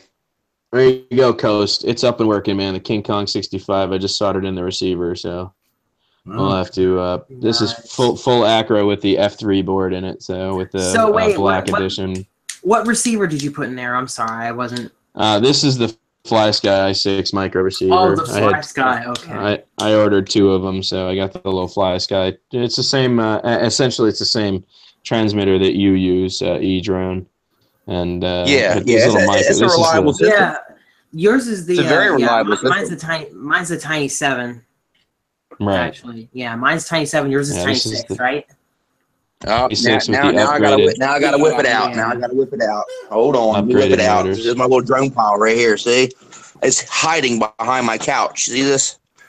It's hiding behind my couch. I can't even see. Oh, he's coming in and out. Oh, there it is. Yeah. Can I just take a picture of all my drones? And let's not forget my first baby right here in the racing.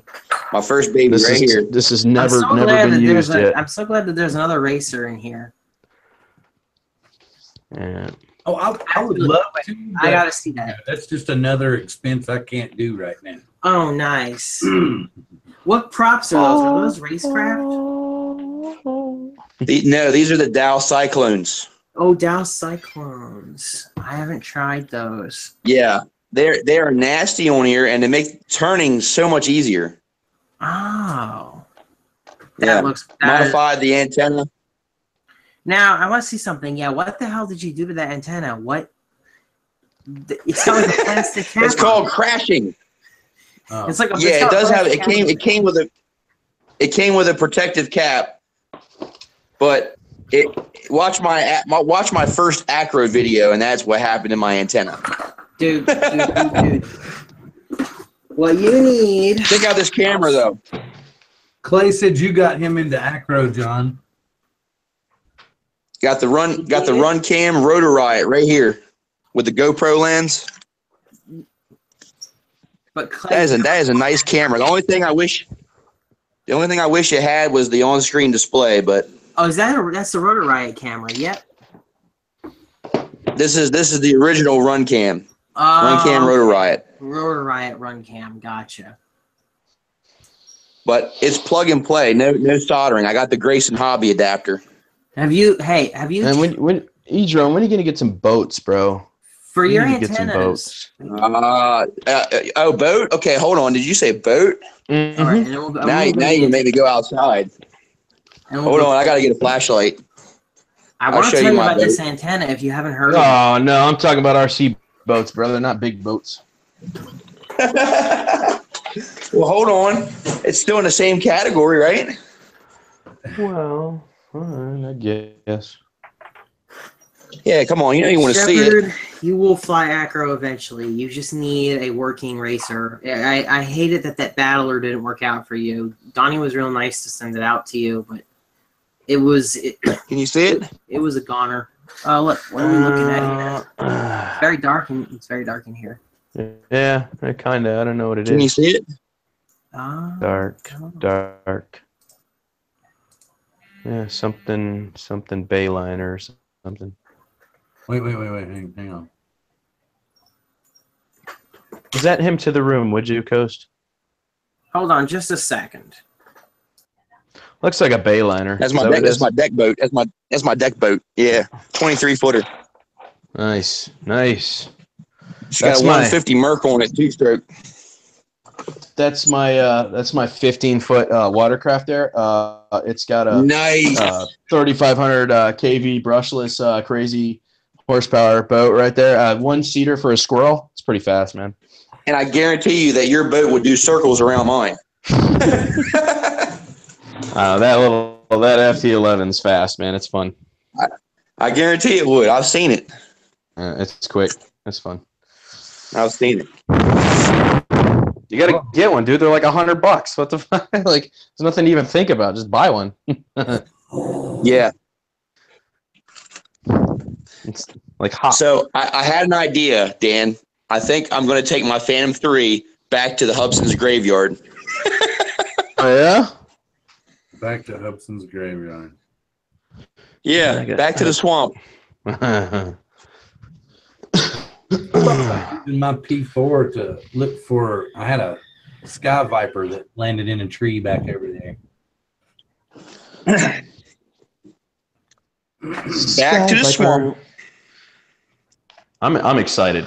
I'm excited because now that Open Solo has their chance to, and me and Steven were talking about this, and he doesn't seem too impressed. But now that Sky Viper got their hands on that little Q whatever it is, 6985 or whatever, and they managed to put the green cube, that military grade technology inside that little tiny bird, you can give it full abilities for little brushed bird, man. I've never seen anything like it. Well, you give those guys anything, man, and they'll turn it into something ridiculous. Even Merritt said Dan wants a Hubson boat.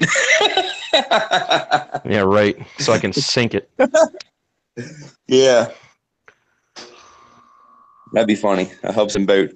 Night Shepherd. I wouldn't put it past him.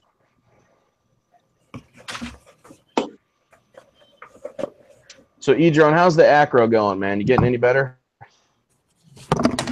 Yeah, man. I tell you, the more you do it, the easier it gets. I just wish I had tall buildings around here to dive. I'm I've about got to nothing dive the here. Bugs 3. I try to dive the church steeple, man, and it's just not tall enough. Yeah, I'm gonna go. It's just not out to tall some enough. I need something farmland. tall. I need to go to like somewhere where like maybe what's it called? Detroit. I need to go to Detroit, take a little trip, go to abandoned Detroit and dive some buildings out there. We're gonna take the Bugs 3 up to like 1,200 feet. Put a 3S lipo in it, and dive bomb it. Now that I've got the range extenders on it, I'm gonna show people how much power the Bugs 3 really has. I think that's the Is that what the Bugs 3 runs on normally? Is 3S? No, 2S. Oh, really? So 3S will be a mod. Yeah, well, it'll be a monster with a 3S. Yeah, 3S will be a mod. Yeah. But I'll tell you what, man. I've seen people diving them now with 3S batteries, and it's insane how fast the Bugs will actually travel on a 3S. Yeah, RC funds the version. Who's that good guy? Brian Good? Is it Brian Good? You know who I'm talking about, Coast to Coast. The guy that's got the GPS mod to his Bugs 3. What the hell is his name? It's not ringing any bells right off the bat. Sorry. Yeah, that guy's crazy. He put a 3S on it with telemetry, run cam, and stuff, man. And I'll tell you what, he dives that sucker from like, man, straight into the ground, and then the last second pulls out. It's insane to watch. Oh yeah. I know that's awesome.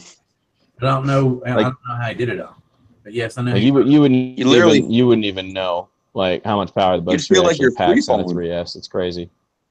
Because you just feel like you're free falling, full pitch and full throttle into it, man, straight to the ground. It's insane to watch. Yeah, I cut out for a second there. What are the size motors on the Bugs 3, Dan? I want to say they're 1800 kV, which isn't like super powerful, but the ESCs pack quite a wallop, man. It's actually surprising what the ESCs handle. What are they, 20 amp? No. They're Bugs, the Bugs what's that? ESC, the Bugs ESCs are like I don't know, 5 amp or something like that. I don't think they're that low. Really? They couldn't handle a 3S if they were 5 amp. I think they're anywhere from 15 to 20.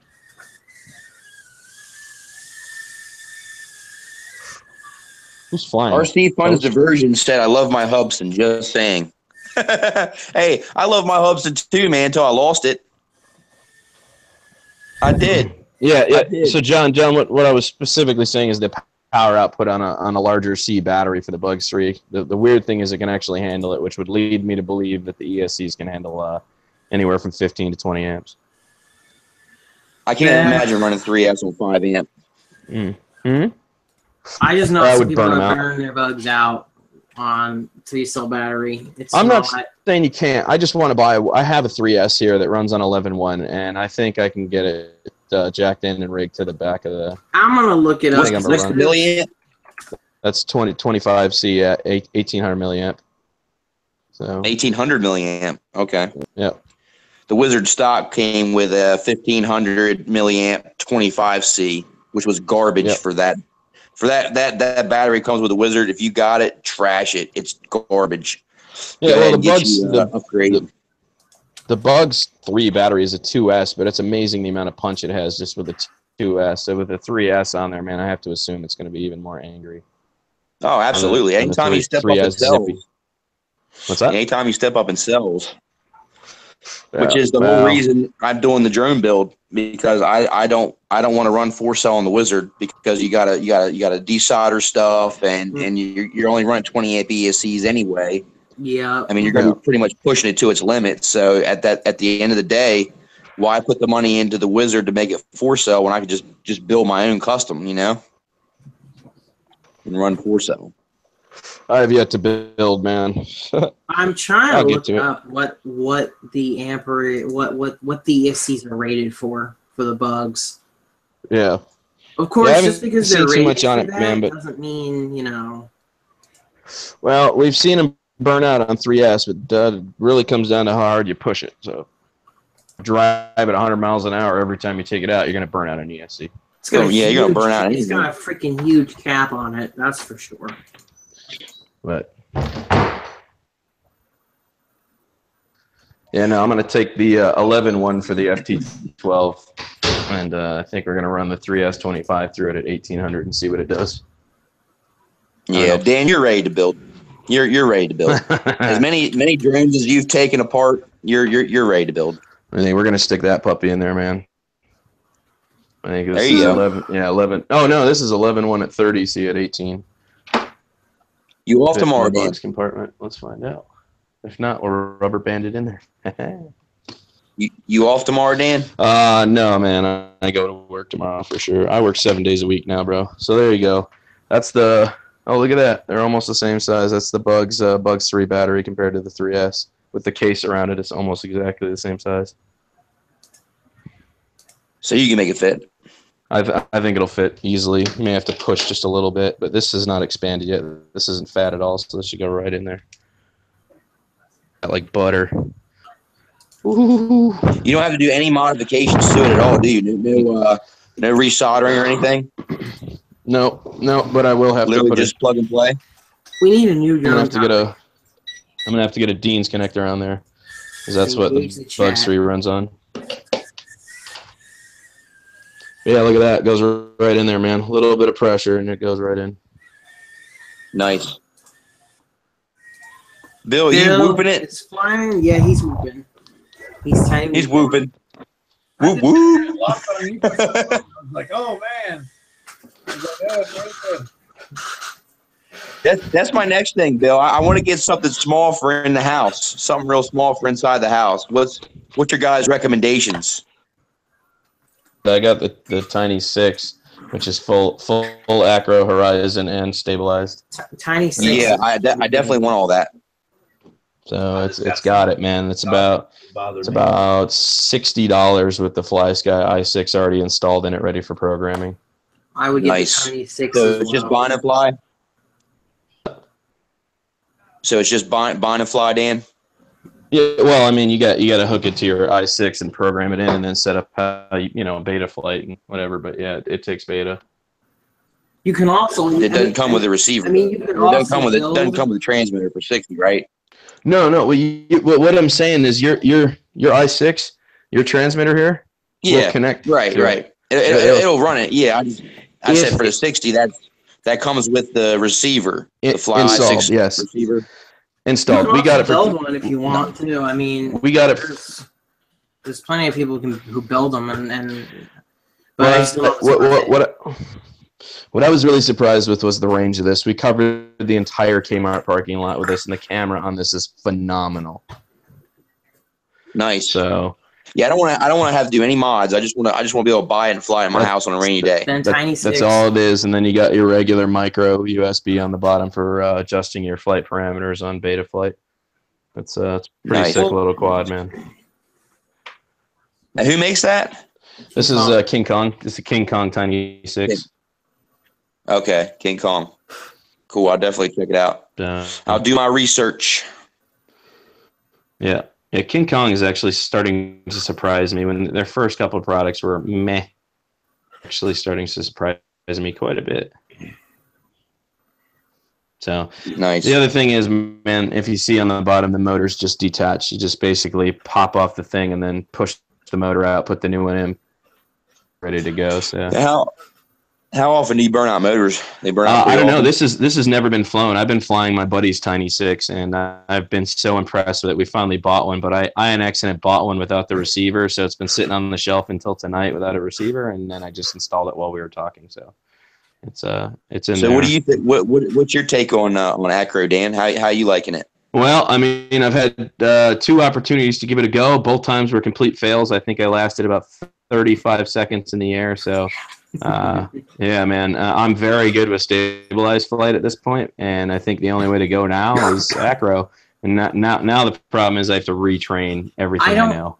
I don't know about the Tiny 6, but I'll tell you the Tiny 7 can absolutely handle acro. But then again, it's got much bigger motors. The small motors, I don't know how well. I really don't know how well it's going to handle it. In all honesty. Well, no, we've seen this. We've seen this fly in acro, and this has the F3 flight board. It also has a Black Edition motor, so it's actually got a sick. Fly it? of power. What's that? What, people fly it and they do good moves with acro? Yeah. Yeah. Huh. I mean, the only thing is, That's it doesn't. really well It built. doesn't have that flip you're going to get out of brushless. It doesn't quite have that quick snap of the trigger, and it's going to roll over. See, It takes a little more to get her to go, but see, the Tiny 7 actually has that flip, but then again, the brushed motors are much bigger. So Right, I'm right. actually able to do like a little power loop and a split S with the Tiny 7. But like again, the can is significantly bigger. You've got way more thrust. You've got way more. Everything. I have seen people rolling and flipping these and doing all that fun stuff, man. Like I said, you're not going to get that same punch out power as brushless or bigger, bigger motors, but it still does fly in acro pretty well, from what I understand. So I will tell you my experience with acro as far as simulators. I feel like the simulators are way harder than flying acro in real life. Just saying. For me, it was.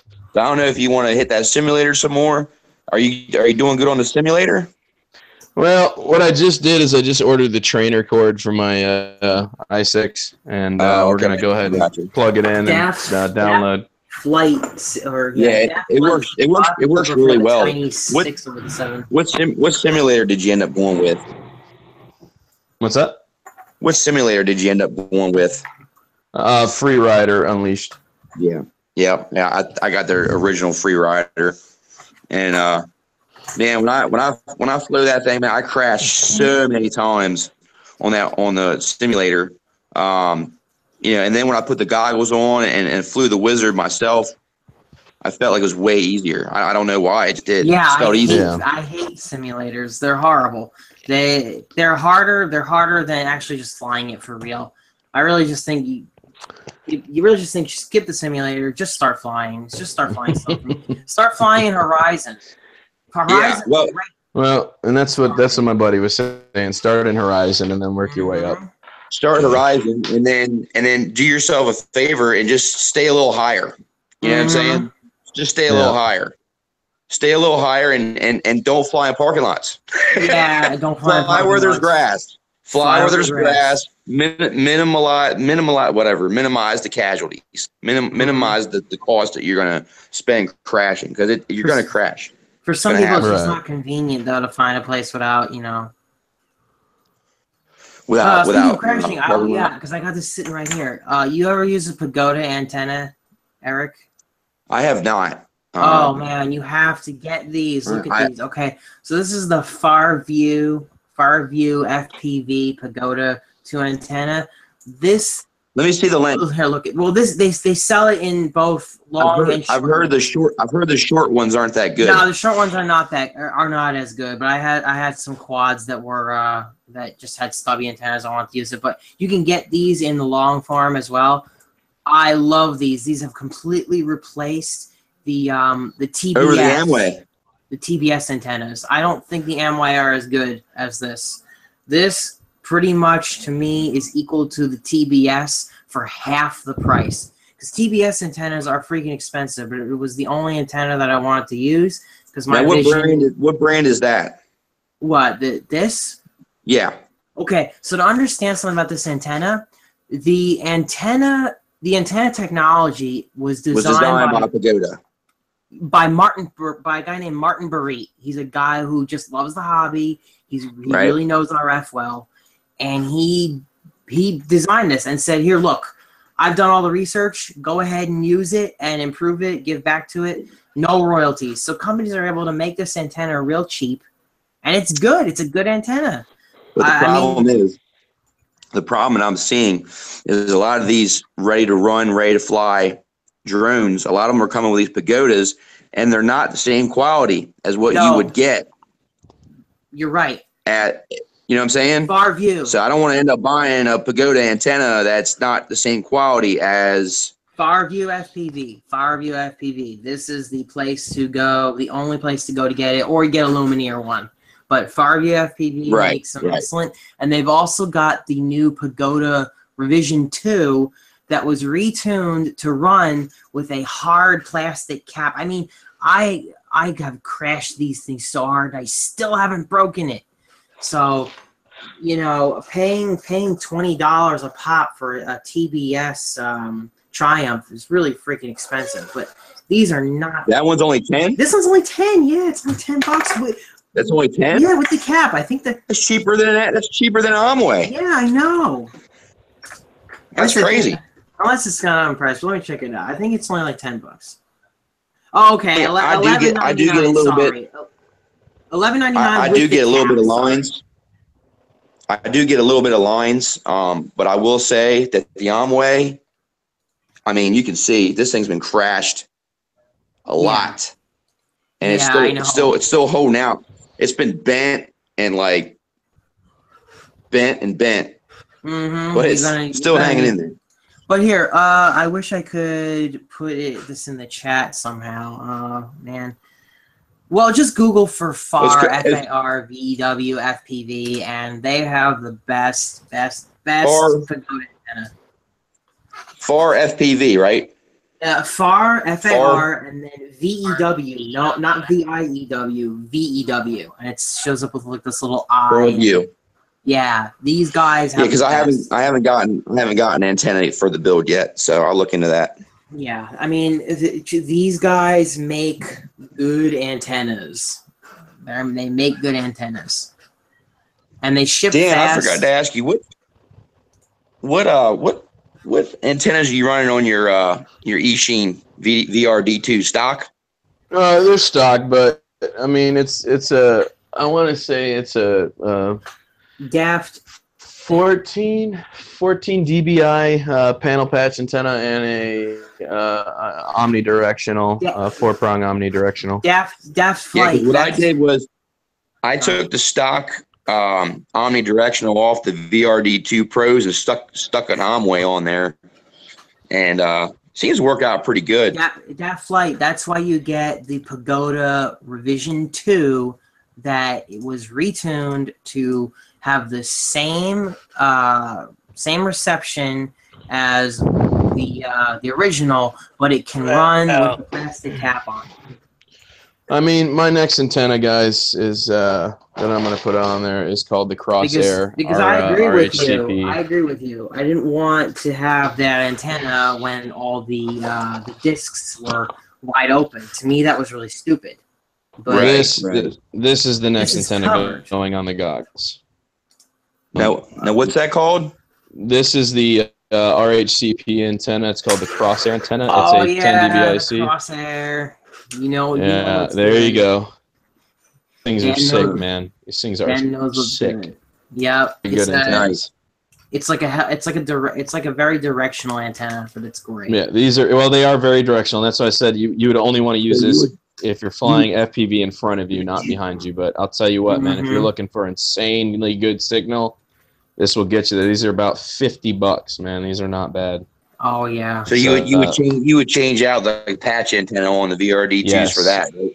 Oh hell yeah! The beam is so wide. It's incredibly stable. So it's excellent. That's why I have not had a reason to put it on there yet, but I have. On mine, I run this. Yeah, here comes. I run this for my Omni. Oh, the vision is so. Now here comes a highly controversial question right here. Oh, Box goggles or Fat Sharks?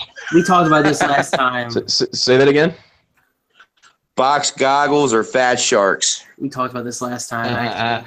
We conversed about this. John has a problem with blur effect, man. The blur gets him. I can't deal with it. On the box. I not so much. The VRD2s, the originals are really good. The Pros I noticed a lot of differences with. And actually some of them kind of made me a little more irritated than I thought. So since Edrone, you have the Pros, and I forget what it's called. You have to do RSSI detection right off the bat. Every time you fly, you have to recalibrate for RSSI, correct? No, I only had to do it I only had to do it the first initial time. Okay, see, my buddies is not working that way. Yeah, once I changed it over, literally all I have to do is turn them on, and it finds the quadcopter channel automatically, and it stays on RSSI. Okay. And my buddies is not doing that with the Tiny 6. So if you do get the Tiny 6, apparently you have to recalibrate every time you go to fly it. which is a major annoyance. I see. I don't know why it chooses to do that, but it forces them to. But as far as like box goggles go, I've never flown with Fat Sharks. I've actually been very impressed by the original VRD2s. I don't get any weird effects from them. All I do is push the focus lens all the way out so that I don't get that close-up encounter, that like, you know, the whatever you want to call it, immersive view. I'm not looking at VR, dude. I'm going to fly a drone. Like, there's no reason for me to feel I fly it at all because that causes blurring. So I push the focus lens all the way out, and I have no problems. I feel like I can go as fast as, you know, as far as I want to. But honestly, I do hear a lot of people say that the box goggles just don't feel as natural as having two lenses, two LCDs, you know, but your eyes get pulled together. A lot of people complain about coming out of Fat Sharks having irritated eyes because you're having to focus two images into one, you know, which is a little more annoying, whereas the box goggles are designed to, you're just staring at one screen. You know what I'm saying? So I don't know, man. I mean, I think it really comes down to the person and how what your comfort factor is. It does. Some people can't fly with Fat Sharks. I wish I knew somebody around me that I could try the Fat Sharks just to see what it's like, because I really do like the E-Sheen. I like the big screen.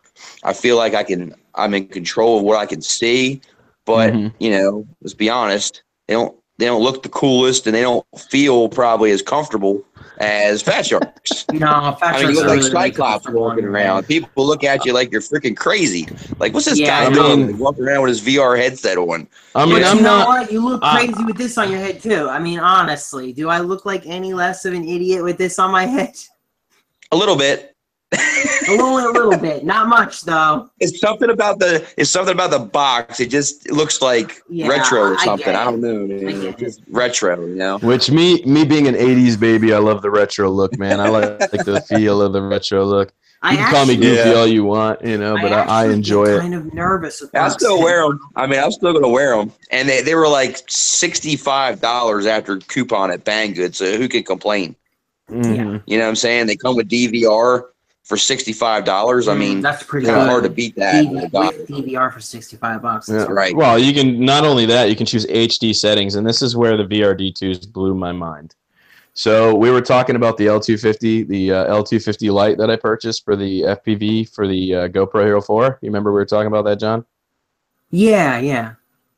So and this is what's mind blowing about the VRD2s is that they have an HD setting if you can bring in 480p. And the only thing that I've seen pulling in 480p is a GoPro. So what somebody did, and I think it was E-Sheen. Hey, Captain Cook joined. This is what's mind-blowing about the VRD2s is that they have an HD Hello, Captain. if you can bring in 480p. The only thing that I've seen pulling in 480p is a GoPro. So what somebody did, and I think it was E-Sheen. Hey, Captain, it's mind-blowing. Somebody's listening to our live stream here. Captain, you got to turn your volume down, man. We're hearing everything we've already said. Real quick, Gaslight made a comment saying that racing in proximity is easier with Fat Sharks. You can see more of the screen at once. With box goggles, you almost have to move your eyes all around to see everything. Yeah, that's actually another issue that I had with box goggles is that the image is like so in your face. My eyes were just like bouncing around looking at everything. Even if you focal it and zoom it all the way out, even then still. See, he seems to have that problem, but I think it's because he wears glasses.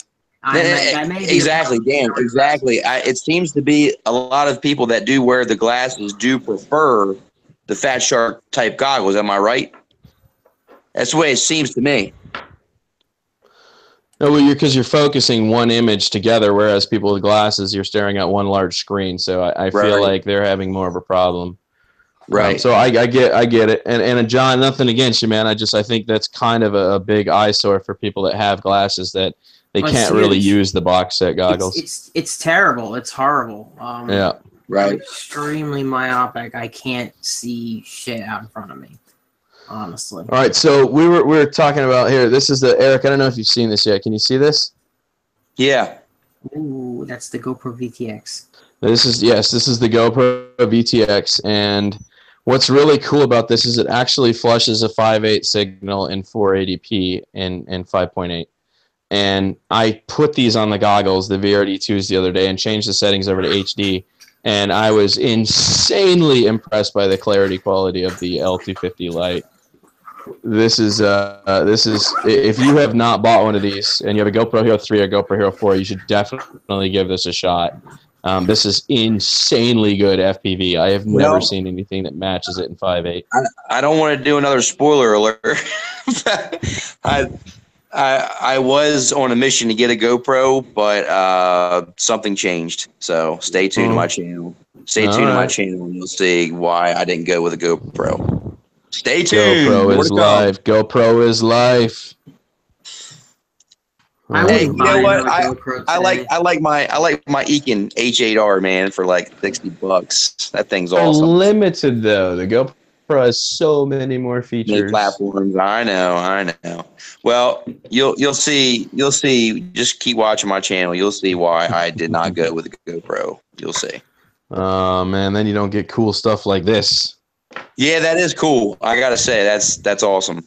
But as far as the wallet's concerned, ouch. The GoPro is she goes pro for your wallet. That's for sure. $16, man. $16. Used a few years ago at the Hero 4 Black, and if my Hero 4 Black broke today, I'm going to tell you right now, I would not seek a new one out. There are too many good cameras out there, like the Firefly 8S, that do excellent video for what I need it for right 10,000 times cheaper.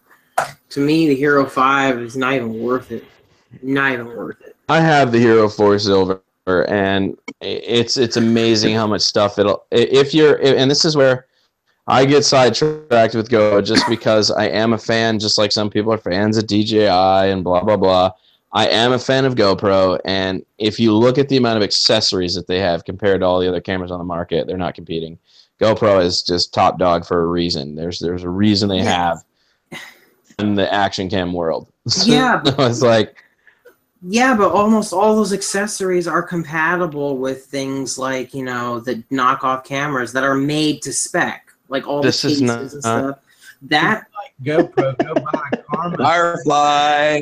There it is. Actually, I would argue that probably is compatible. Let me take a look at my Firefly 8S real quick. No, I want to see your matches, because I think the Firefly, and actually Firefly 8S changed their micro USB line on purpose to match GoPro, so that you can start using GoPro settings and features. Yes, so and there are a few cameras that are following suit. I think it was a mini USB.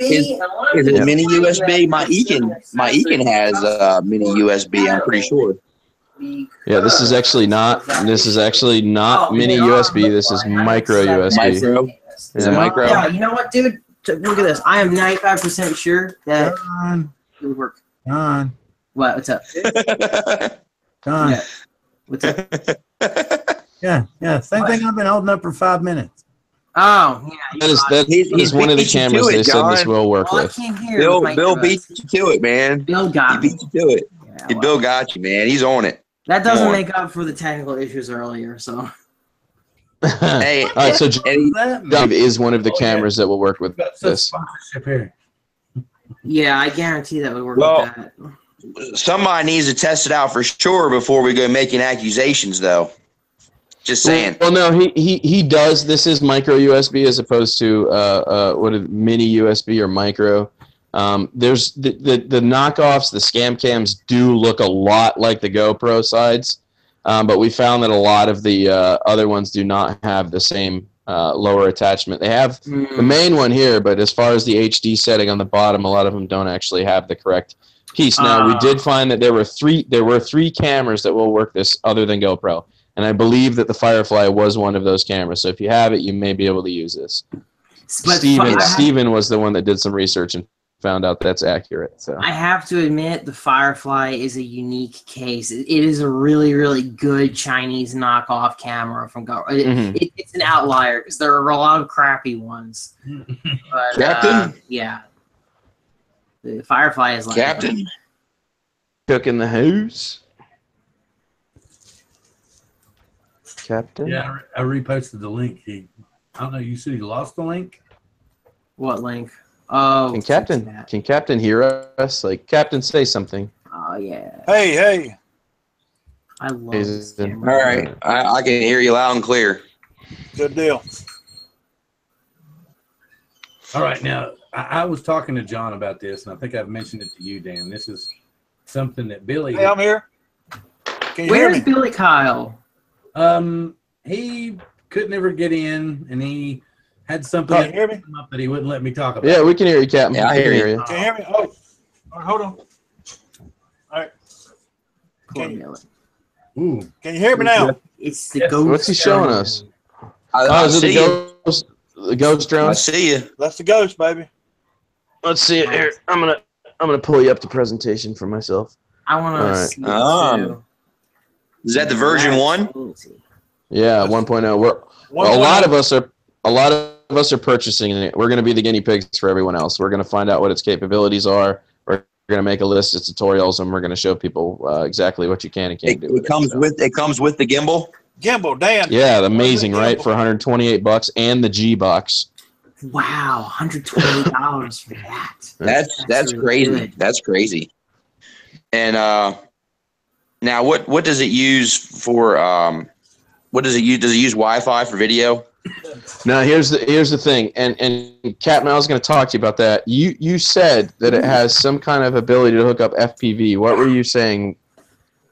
Bottom of that, and show me what you were talking about. Because as of right now, I don't think it has FPV. Only camera gimbal controls. Really? He's lagging really bad. Yeah. But it does have GPS though, correct? It does. Yeah. Oh yeah. No, it's a fully autonomous bird. It flies autonomously. Like that is the whole principle of the ghost drone, is that you don't really have too many manual controls. It's a point in Ghost Drone 1.0, right? Yeah, but I mean, E-Hang, ghost drone. They don't make it with FPV though. That's strange because doesn't it Well, have like an advertised It does have, crazy amount of range? It does have hookups. This is your power. This is your control. Yes. Wow. GPS. Yeah. Yeah. Have you Fully guys seen autonomous. reviews of this thing on Amazon? They're horrendous. Yeah. Yeah. No. Well, and then that was the. Dan just said that they got a bad name and they're gonna test them out just to find out. He's That's- right. That's what we're going to do. We're going to see if we can bring it back to life. I think it has potential. I think the problem is there were, like I said, there were absolutely no tutorials for this thing put out. And it was such a confusing drone for everyone that spent $750 on the release for it that everyone just kind of pissed when it didn't work properly for them right out the hole, and then it just kind of tanked. So I think if the company that had designed it had spent a little more time, you know what I'm saying, on putting some work and effort into, getting proper tutorials and guides and tech specs out there for people, I think it might have succeeded and done a lot better than it did. So are they able to still do like firmware updates and stuff, or? And that's what we were wondering. It does have a USB connection on the bottom, so I'm wondering if we can actually open source it out, Right. and be able to start playing with some of the firmware and flight parameters ourselves. So, I mean, that's it may have a ton of potential that nobody's even aware of yet. And if they're going to keep selling them from 128, then we're going to keep buying them up and turning them into awesome aerial platform birds. Where are they for 128? If you go on eBay, you can pick up either the iPhone version or the Android version. They're both 128. And actually, Now, if you talk to the guy, aren't they down in Florida? Isn't it a Florida seller? From Florida, yep. Yeah.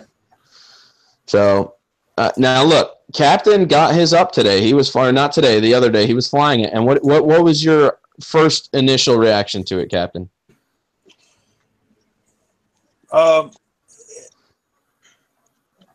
Well, he still has it. That's a good sign. That's a good sign. Well, we'll talk about that. But go ahead, Captain. What did you think of it, man? You took it up for a flight. What did you think? It flew good.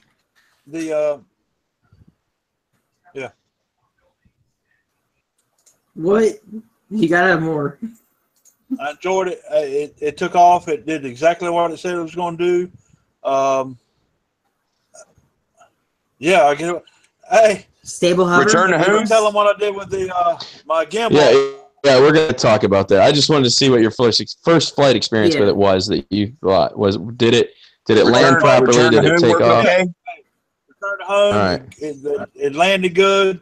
Had no problem with it. Yeah, we'll talk about the when I Captain Cook that, but all right. Yeah. So I guess that guy on eBay's not selling them anymore because I'm not finding it for that price.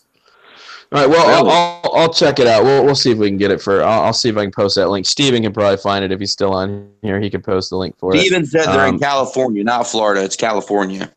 California. So we were ordering the Android version ones were actually in Florida a couple days ago. So unless that guy sold out after I suggested everyone buys it, he had to have sold out because I literally there's not many options on eBay. There's literally only one page for United States only results, and it's not here unless I'm blind. But I'll see if I can get back with that guy. But I'll see if Steven says that guy's got more.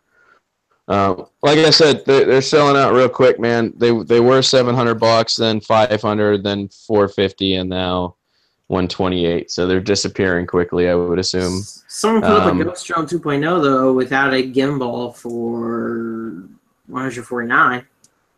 Yeah, but I mean it's almost the same principle as the original one. Yeah. And if you remember when came out, or the second gen Ghost Drone came out, they had it super high priced as well, and it just did not do well either. So they ended up dropping it down to like $375. Now it's $350. So I don't know what's going on with eHang and their tech support team, or what the heck is going on. It seems like they had potential, and then they just kind of were like, "Well, we're not going to do this anymore. Let's just get rid of these." I'll tell you why. They stopped caring about. I got it. John, I got it right here, man. It was the first thing that pulled up when I searched Ghost Drone 1.0. $129.99. I wonder why. That's what I'm saying. That's still up. I figured it was still up. He said he had like 20 of them to sell. So, and I'm buying mine tomorrow. And it's located in California. So here's the real buckaroo on this one. Coming up for me.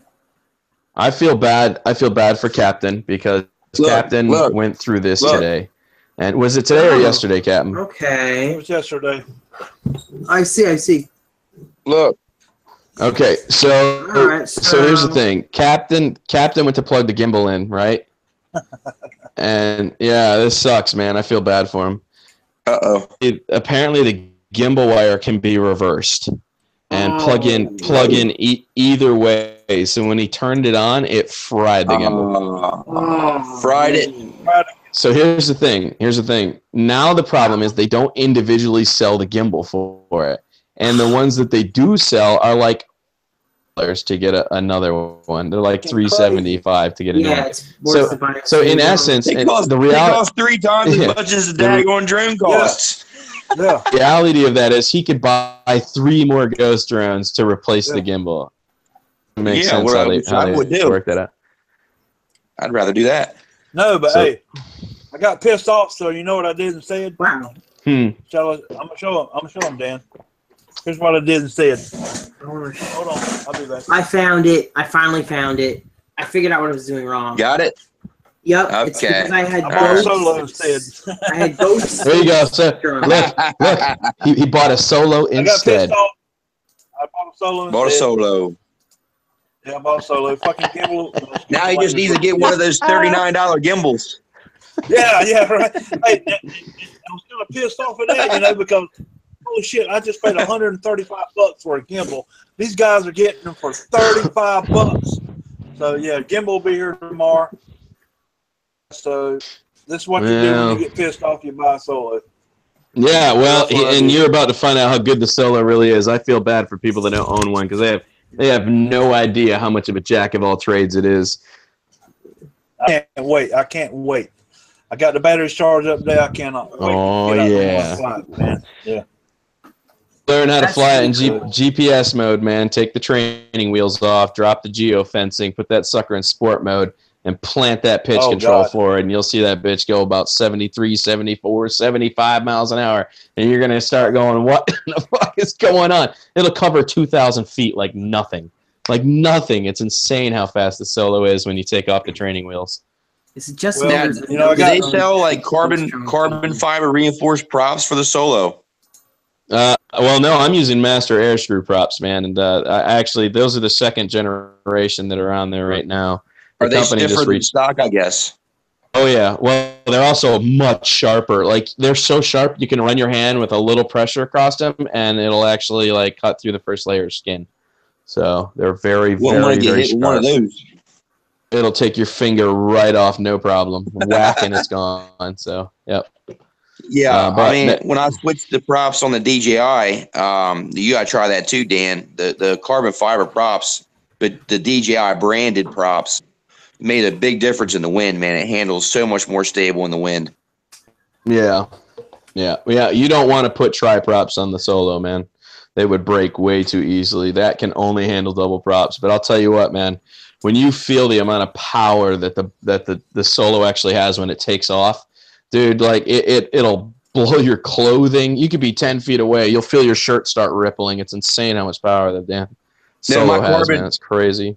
My carbon fiber props, they're dual blade. They're not tri-blade. Yeah.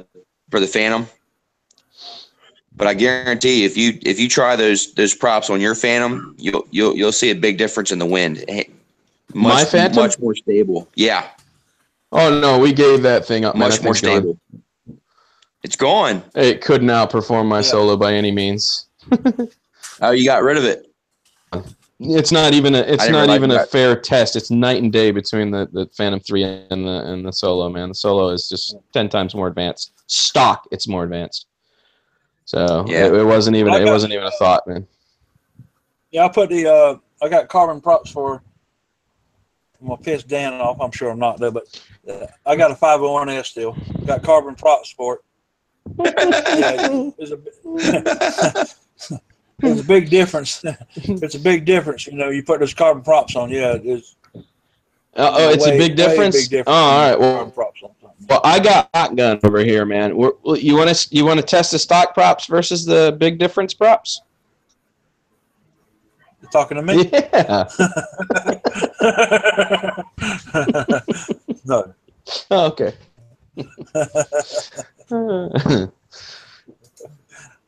Yeah, I mean, you could just feel they're different. They're stiffer. The sound, the agility of the quad, there's a lot of difference in them, you know.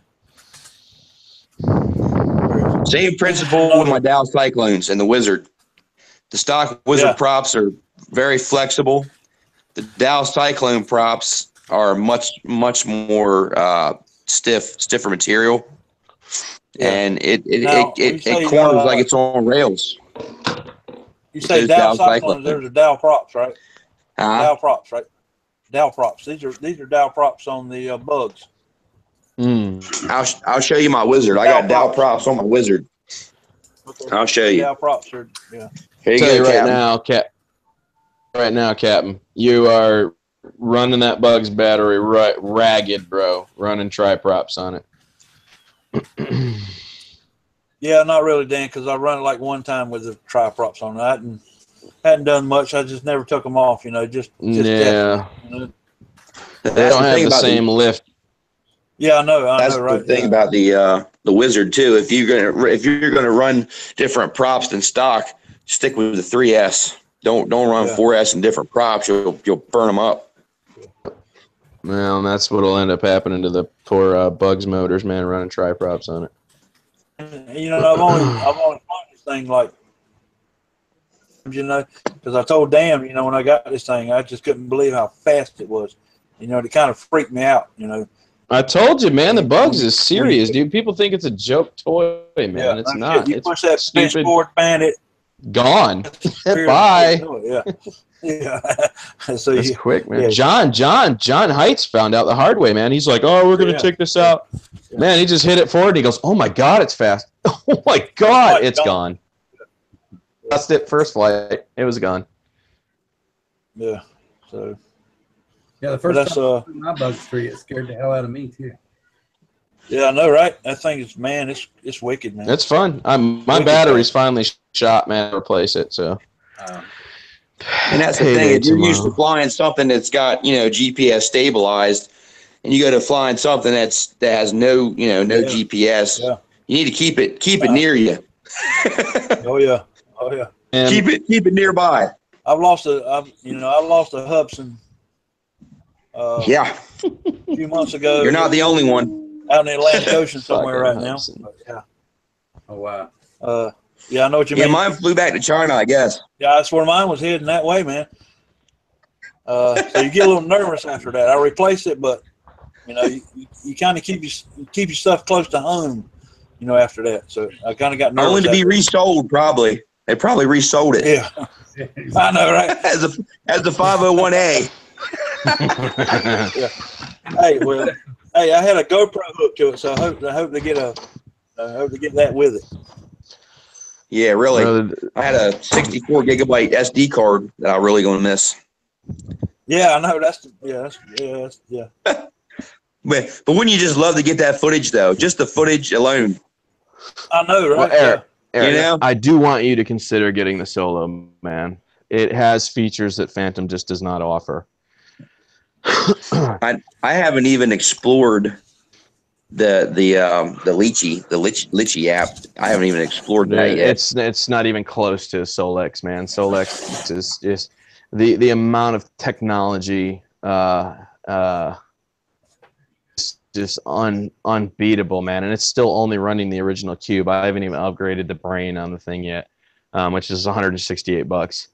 But Right. I mean, it's just like, for instance, your waypoint system on your Phantom is so not superior in any way, shape, or form to what the Solo's tower capabilities are. I could make a 8 mile, 10 mile out, come back and never have FPV at all, just like Mission Planner. You could send it on a complete mission and GPS would make the entire flight for you. You would never have to do.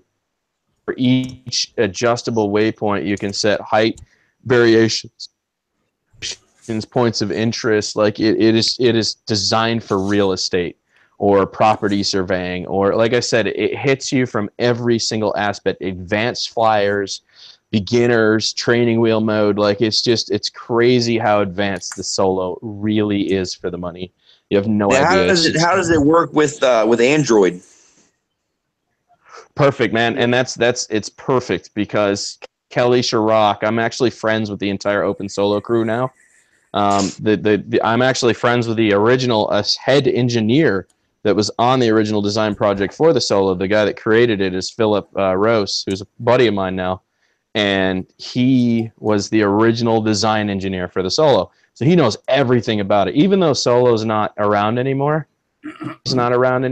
they still continue doing work to the Solo and introducing new ideas and technology to it because the original crew wanted to further it, even though 3DR Robotics dropped out. So now we're getting very, very advanced features coming for the Solo, stuff you just wouldn't even think about on Arducopter. So like I said, man, if it was ever in your mind that you wanted a bird that had the potential to be a jack of all trades and do everything from acro mode to sport mode to aerial photography to professional real estate, property surveying, hunting, like just thermographing, like that is the Solo. The DJI Phantom products don't even come close to the capabilities of it. Now, don't get me wrong.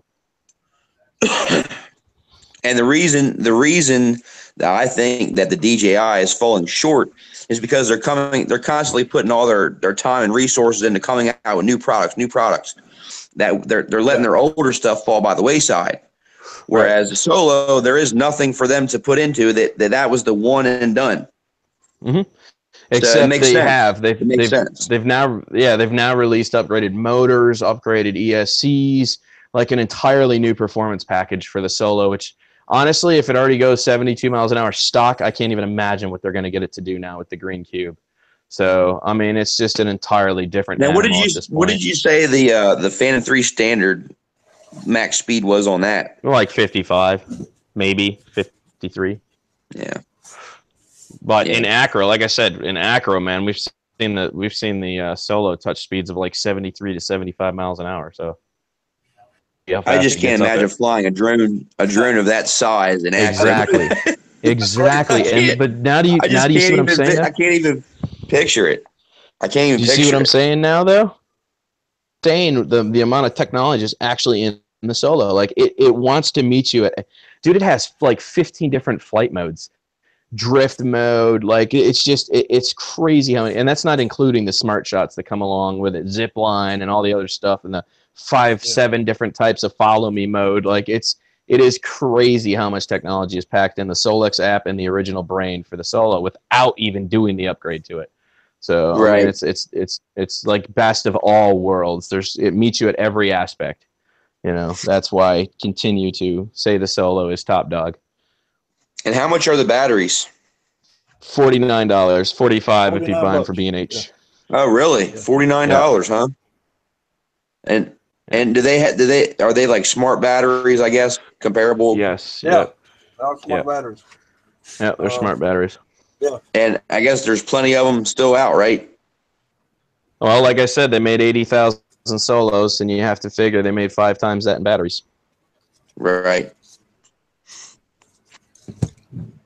So, I mean, since you're close with the creators, or you said the creators, right, of the Solo.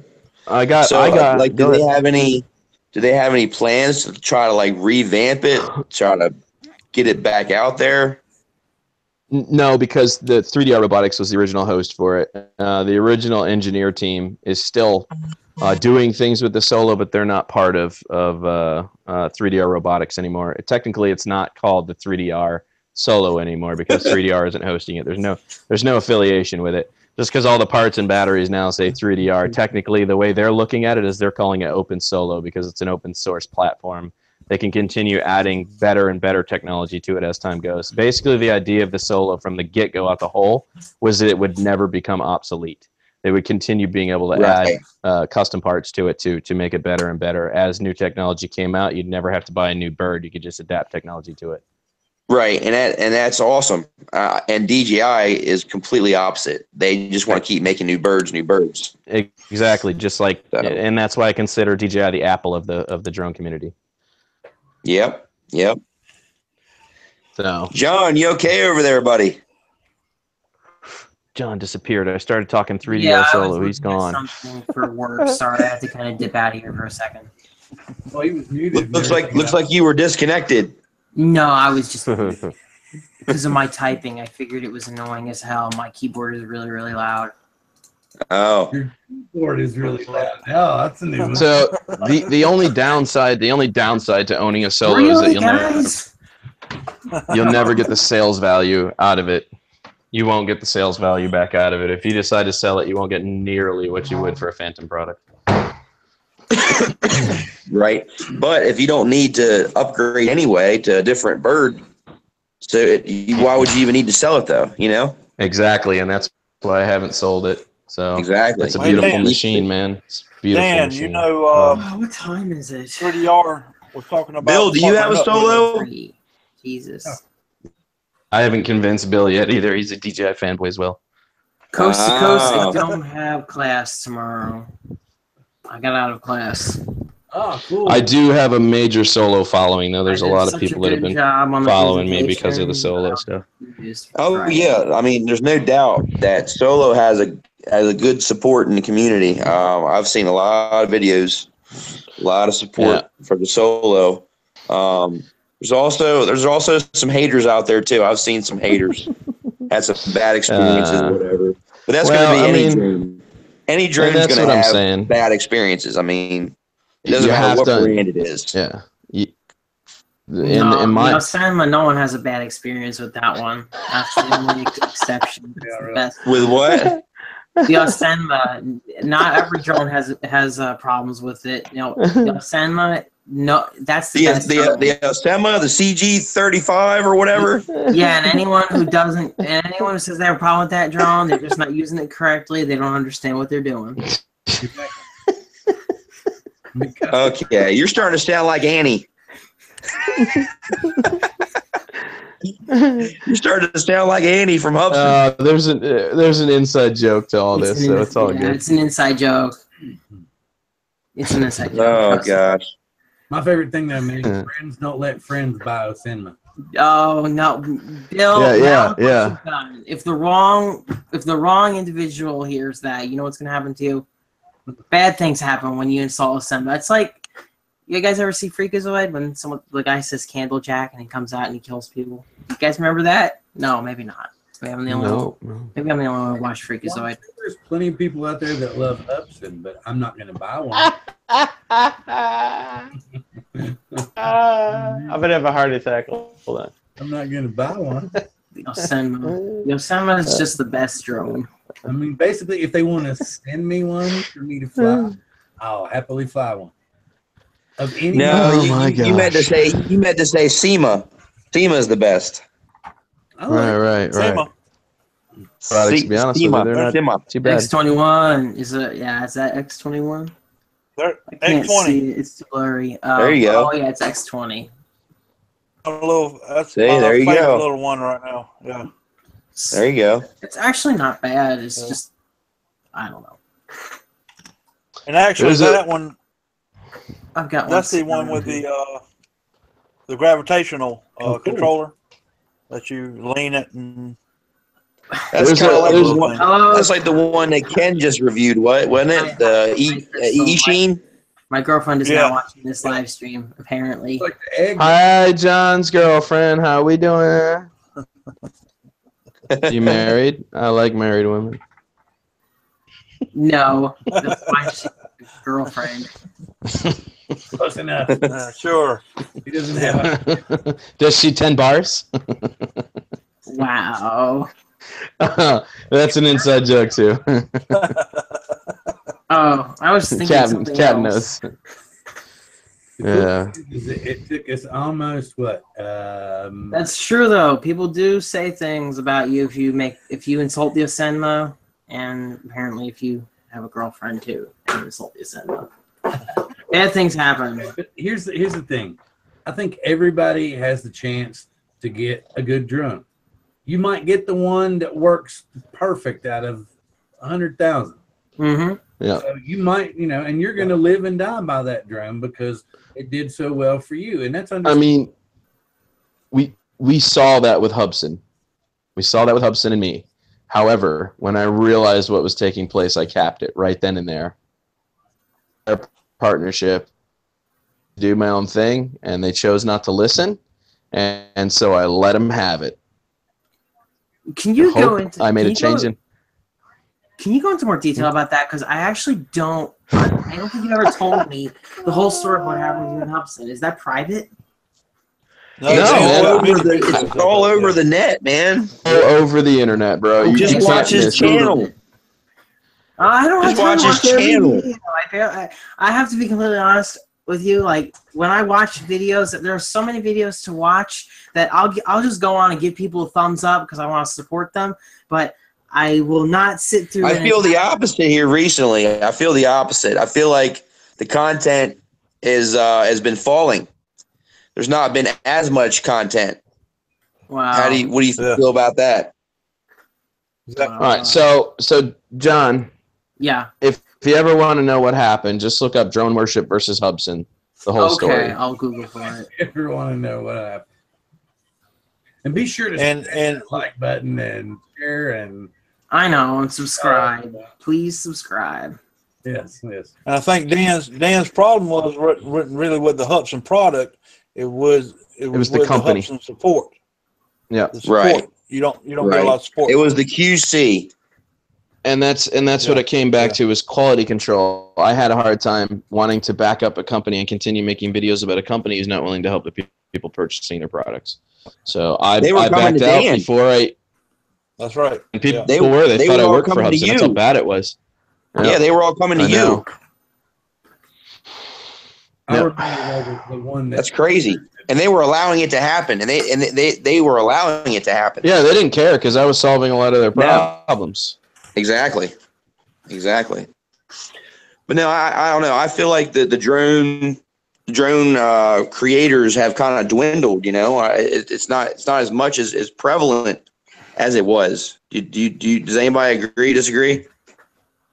Oh yeah. Not as well. I mean, I feel like there's a lot of people are there's not enough new stuff out wowing people as there used to be. Right. You know what I'm saying? So now it's kind of people just doing flight videos and kind of, you know, playing around. Like even DJI has become stagnant to me. Their whole product line has become stagnant. I really feel like they're not improving much like they should be. You know, we're waiting for the next big thing that's going to wow everybody, and I feel like DJI has been stagnant for 2 years. You know, all they've done is improve the body and shape and design of the original Phantom line, but where's all the wow factor? Where did that go? You know, the Mavic was the wow factor. Mavic is the. I was just gonna say the Mavic. What? The Mavic was the wow factor. How do you top the Mavic? And I'm sorry, Bill, but to me, it's not the Spark. Oh no, I've got a P4P, man. But let's stop and see how long has the Mavic been out now. The Mavic is excellent, but like, okay, it's how long has the Mavic been out? Isn't it like 1 year old as of October this year? Mm-hmm. Okay. Where's the next wow factor? A little over a year. The Spark was supposed to be the next wow factor. They've gone stagnant, man. They're not doing what they were doing. Okay, here's the thing: the Mavic flies off the shelf faster than they can even produce it. DJI has no competition right now. They've got no drive to improve. And honestly, I'm happy that they're not just making a new model, because instead of just making a new model all the time, they really need to just work on what they have. They really do. Think about it this way. The Mavic wasn't even perfect for 6 months when they first got it out. You slow down doing things, you slow down technology rate it comes out at, things become stagnant. So what you find is being bad in the drone world. You know, it's fine that the company doesn't have anybody challenging them, but why stop there? Producing amazingness. You know what I'm saying? I mean, if DJI is known for being top of the line and the big wow factor all the time, what happened? The DJI Spark was not wow factor. It's nice. It's a good selfie drone. Okay. Selfie. And with the Fly More. What's that?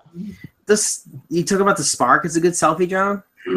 Yeah. The Spark is a lot. And with the Fly More, with the Fly More package, it's a little more, but it's still a selfie drone, man. In the end, as gestures, it's a selfie drone. Yeah. You know, and there's no way around that. That's what it was designed to be, a selfie drone. And the Mavic Pro is the only thing they pushed in the last year that I really find to be interesting. But unfortunately, it's losing its interest because it's a year old now. So I'm ready for the next best thing. And if they're not going to release that, then things are going to become stagnant. I don't know, man. I'm one for, you know, not releasing a new drone every freaking year. You know, just because they don't release a drone every year isn't a bad thing. The cycle can be every 2 years. I think that's a much better cycle, every 2 to 3 years. I honestly don't see the need for them to keep releasing a drone every year when they didn't even finish perfecting the drone that they released the prior year. It's just now that Mavics were starting to be more consistent with their production and everything else. So to have them try to change all that up again. I want to see them release an open source platform. Is the one I know, and that's their downfall, man. They're making decisions that are just not as good as I think the company should be. Now, here's my question, John. We were talking about this before. Why would they choose to reach out to 3DR? Unless they were choosing to go open source, would they ever need DJI or a 3DR on board for anything? That's all they were known for was firmware designed for open source platform. So why would they ever bring him on as a contributor to their company or partnership in a sense? Any other reason other than to design something that may have potential open source capabilities? I mean, I don't necessarily view it that way. I just feel like they brought someone on. They did bring someone on, is what you're saying? Because I'm not all up and up. They signed 3DR Robotics as a partnership for their company. As a partnership for the company, okay. But here's what I'm saying. Here's what I'm saying. All 3DR does now is firmware. That's it. They're not. That is what. What's that? Then they probably intend to do something in the open source department. I'm really not sure what. That's what I'm hoping for. And I know they had their asses beat this summer real hard by a group of people who basically told DJI that they were violating the general public license because the source of, the Mavic runs something called BusyBox Linux, okay? And when you work with an open source product under the GPL, you have to also provide the entire source code for that product. Okay, if you sell hardware with it, you have to be willing to provide the source code. For obvious reasons, DJI didn't want to provide the source code. But basically, they were told, we are going to sue you if you do not start providing the source code. Now they actually have had the source code is up. And as a result of them having to... Go ahead. As a result of them... Go ahead, I'm sorry. Go ahead. I'm confused. Go ahead. Finding a lot of spyware in there. Yeah, and they're finding a lot of spyware, and as a result of them having to go open source, people keep breaking into it. They keep trying, like they'll add shitty security to it, and the hackers just get right back into it. They don't know how to secure this anymore. They don't know what to do. They're clueless. That's the thing, though. I don't know why they've been trying. I have no idea why they've been trying to secure it. Because you have platforms out there that are open source that aren't an issue for anybody, and we don't have to answer to anybody. So I don't understand why they're defending it so much that they're willing to put security behind it to hide what they're doing. And I've seen DJI make some very poor decisions in the past year. A big one was hiding the fact that they do have spy stuff in there, because the military found out as soon as they released the source code, and they were like, look, everyone stop using DJI products if you're in the military. So they lost one of their largest backers that were out there. And I feel like some really horrible decisions lately causing the company to go super stagnant and not new releases, not doing half the stuff they would, because right now what they're doing is they're running around trying to do damage control to fix the situation. So the wow factor for me is gone. So what people are doing now is they're not putting out, and they're not doing this and they're not doing that. They're just taking flight videos. So as Edrone suggested, is that, what is happening with the market in drones today? Well, it's slowing down because there's nothing new coming to the market base. So until that happens, you're going to continue running into this stagnant YouTube situation where people just have run out of things to talk about, and they just, so I mean that's the reality. And the fact that I think in the non-DJI world, there's plenty of big news. Yeah, and a lot of the bigger channels that felt the pinch with the PewDiePie. So if they were only in it for the money and they weren't in it for the hobby, they're going to be like, oh, man, I'm not making that much money on YouTube, so screw it, I'm going to quit. Right, well, even look at Ken. Ken is known for doing all DJI stuff, but he's unfortunately gone stagnant. So now what's he doing? Videos shooting batteries with 350 magnums and stuff, dude. Like, it's happening. It's happening slowly to everyone. Unless they continue producing more features or more birds, man, you're going to run into this issue. So, like I said, what you see is a good thing. I see as a bad thing. Right, like what hasn't been done. Until you can introduce that new wow factor to everybody, man, it's going to be a problem. Right, because everything's been done. Everybody's tested the range. A year from now, but I'm fine with it not being refreshed every freaking year. I think it's ridiculous. I know. I get what you're saying. Like I said, it's open to interpretation, though. If you actually stop it, if you stop and look at the logistics of it, man, this is what is happening currently. So, even with me, I've talked about everything I can with the 3DR Solo as of this point without upgrading it.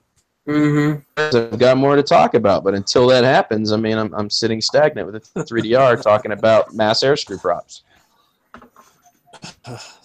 Stephen Merritt, I'll take that ham and cheddar. I'll trade you a beef and Swiss. Every drone has its day, and every drone dies, basically. Now we're stuck with nothing really new from them to talk about. You're right. And that's why open source is the next big thing. Well, let's see what have some fun. Let's see what I feel like do. The racing drones are quite the opposite, though. I feel like the racing drones are continuously coming up with newer technology, smaller technology, faster technology. I feel like it's evolving rather rapidly. Very elite group of people. And that's the issue, is that a lot of people aren't switching over to FPV. There's a number of people doing it, but not enough that I can consider it masses of people. You know what I'm saying? A lot of people are still sticking with their aerial platform birds, and they want new technology for aerial platform birds. So, you know, until that happens, the only thing progressing at this point is the race drone scene. Right. Can I ask something like, what do people want right now that the Phantom 4 Pro or the Mavic does not do? Oh, man, there's so much I would love to see. Oh, so people want Mavic size without the Mavic price. That's the kicker. That's the kicker. Who could come up with a lookalike Mavic that does everything the Mavic does for half the price? And no, I'm looking at features here, guys. Let's talk what you asked. Go ahead and ask your question again so I can make sure I heard this correctly. Go ahead. All right, so I wanted to ask, like, we have the Phantom 4 Pro and we have the Mavic Pro. What features do you want that don't already exist in those quads? Like what's one feature that would really make your day? The ability to adapt Arducopter so that I can start synchronized flying capabilities. Okay. Only way to get to that point, open source it. They're not going to do that. Okay, so you pointed out something that's very, very specific and probably not something the majority of the population... No. You asked, that's only one specific thing you can do with Arducopter. I would love to see have the ability to open GDU rendering and run Arducopter, because then the possibilities are endless on what you can design for your own firmware and what you can make the bird actually do, designing your own capabilities, design a platform system for it. And that is the issue. And that's why I said the only step up from here is that you guys are playing the waiting game. You're playing the, well, what is DJI going to release next?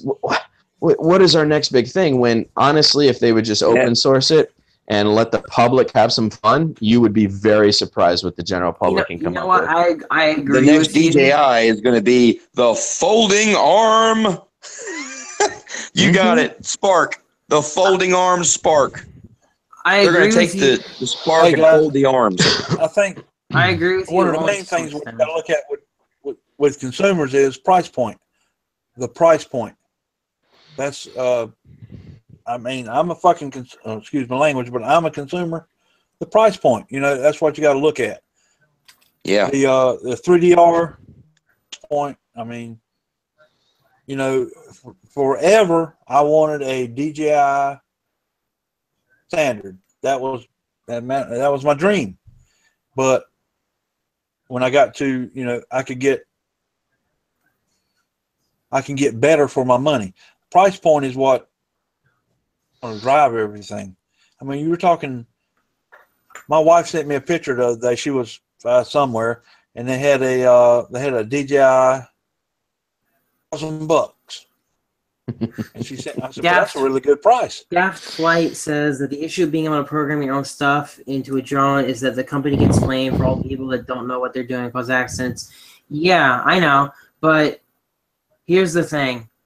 I really wish that DJI would just allow people to access the flight parameters, and when they do that, they release all warranty, all liability, everything else from it by allowing that kind of access. I really wish they would just give people that option. I really wish they would. You see, my problem is, John, is I've had a taste of Arducopter, and now I know what the capabilities are, and I feel so capped by DJI products, and I feel like people don't realize how simple they really are compared to what's actually out there firmware-wise and functionality and abilities of drones. I feel like they are just in it for beginner base with training wheels. That is exactly what DJI products are for. Is like, well, you can buy this and it just flies, and you tell it what to do, and it goes there and it does these things. Yep. You know, Yep. I agree with you. That's what it is. It's a simple base aerial platform bird that everyone can purchase and start flying that day. You know, and I get that. And everyone will start with something like that along those lines. But at one point, you're gonna. It's like buying a motorcycle. You start off with a 250 Hyosung, and then pretty soon you get too comfortable with it, and you want to upgrade to something bigger, and then you continue doing that.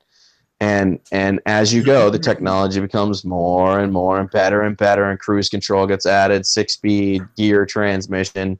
It's the same thing that I want out of drones, and I feel like the majority of other people do too. And with DJI, you're never going to get those things.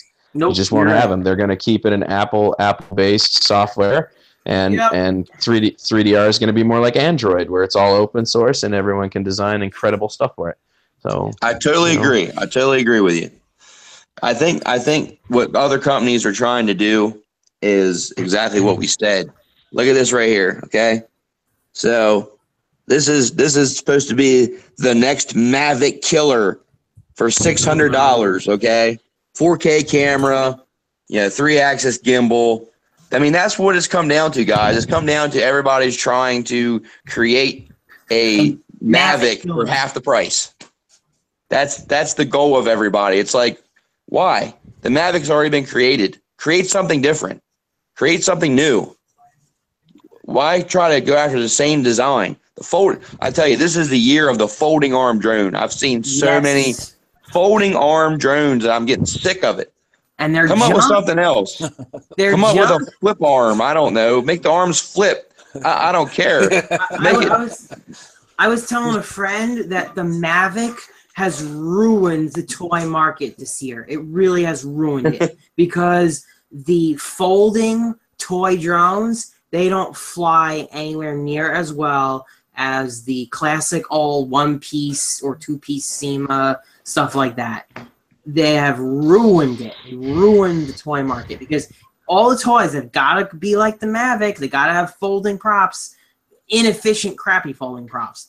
Everyone's got to copy the Mavic. So it has really ruined the toys. It really has. Because, like I said, everyone's got to have a piece of that. It's just boring. We didn't have this problem. Right, but it's just boring. It's like, oh, you come out with another folding arm drone. We've already seen 20, 30 of them. Come up with something different.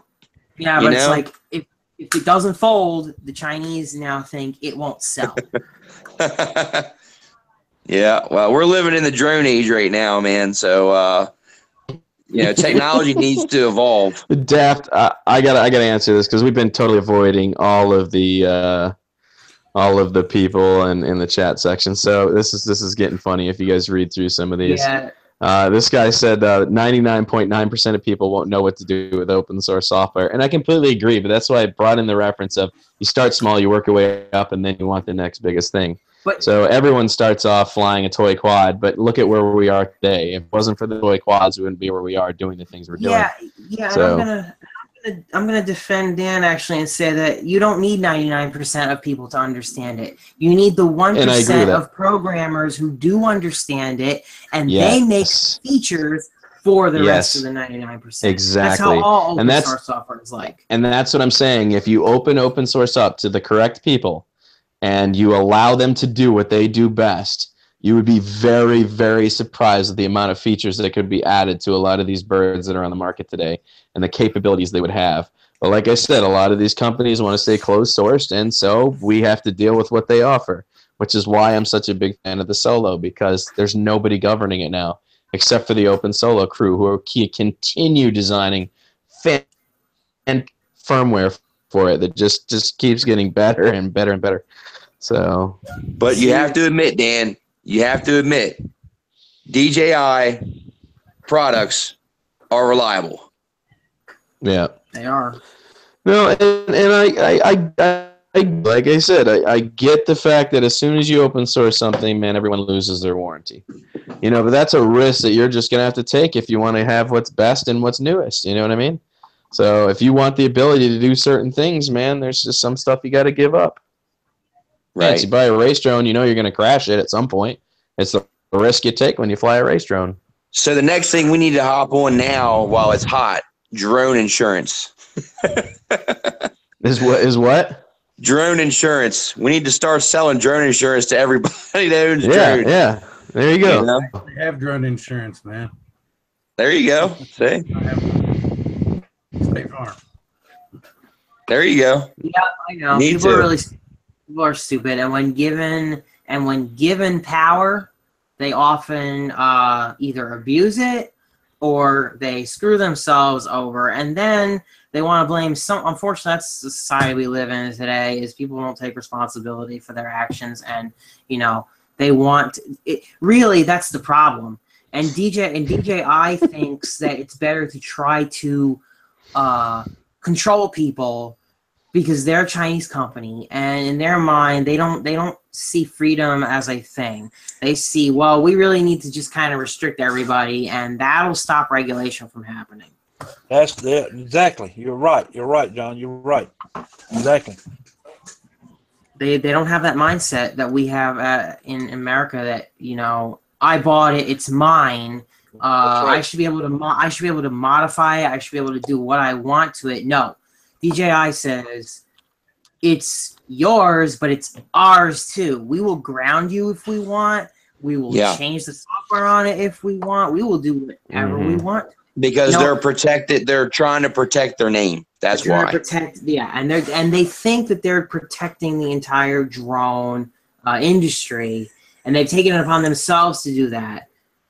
Right. As a result of so many morons using their drone to crash into the Empire State Building, fly in New York City, crash on the White House lawn, crash, or just be Casey Neistat in general. The Phantom crash videos are horrible. They're absolutely horrible. Or as in the forced firmware update for the DJI products.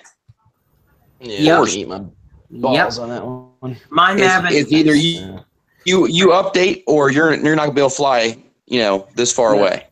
My Mavic will stay. Yes, morons like Casey Neistat, my girlfriend just pointed that out. Yes, he is a complete moron, but he doesn't fly in New York City anymore. He doesn't fly in New York City. Yeah, well, because everyone finally said, dude, we've had enough of you avoiding the rules and blatantly saying F you to everybody. I know. So they ground. I agree, man.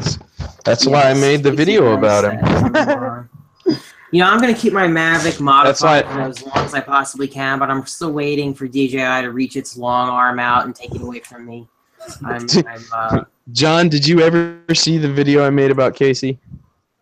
No, actually I didn't. I'm going to have to check that out.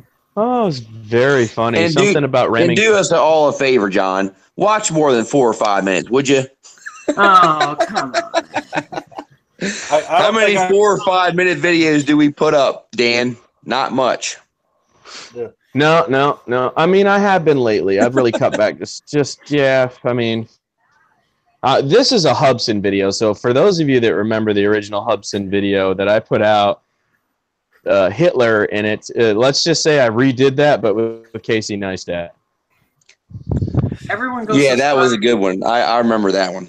Everyone go subscribe to Seriously Lacking for being cool about drones and not requiring me to get a credit card to hide them.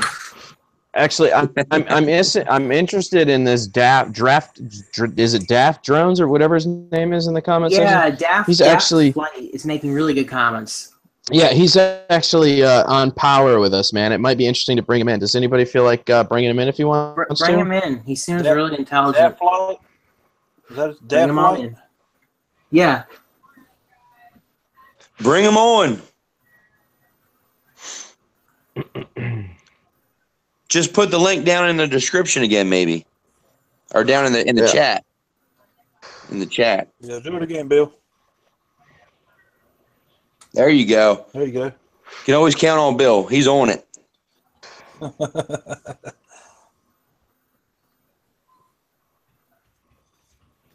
But yeah, he was. I was actually bouncing off some discussion from him because he's really making some good comments. He says, when it's unmoderated, you get into issues like with the Hubson. People don't know what the hell they're doing, and they speak up. And I agree, but that's why I feel like you need to seek out individuals that already understand our Gcopter and are only willing, like the Open Solo team. They're the only ones messing with the open source firmware for everybody else. Now they have opened up Open Solo for people that think they know what they're doing, which scares me. Because now it is available for everyone if they want to tinker with Open Solo platform. But we haven't seen any huge failures yet. So there's always that day that's going to happen. But if you can get a good team together like the Open Solo guys and just let them go heyday, on open source Arducopter, man, you will just the results for DJI would be astounding. I feel like. I will say too one other thing. Ever since the Mavic was hacked, lots of people have modified it. But as far as I know,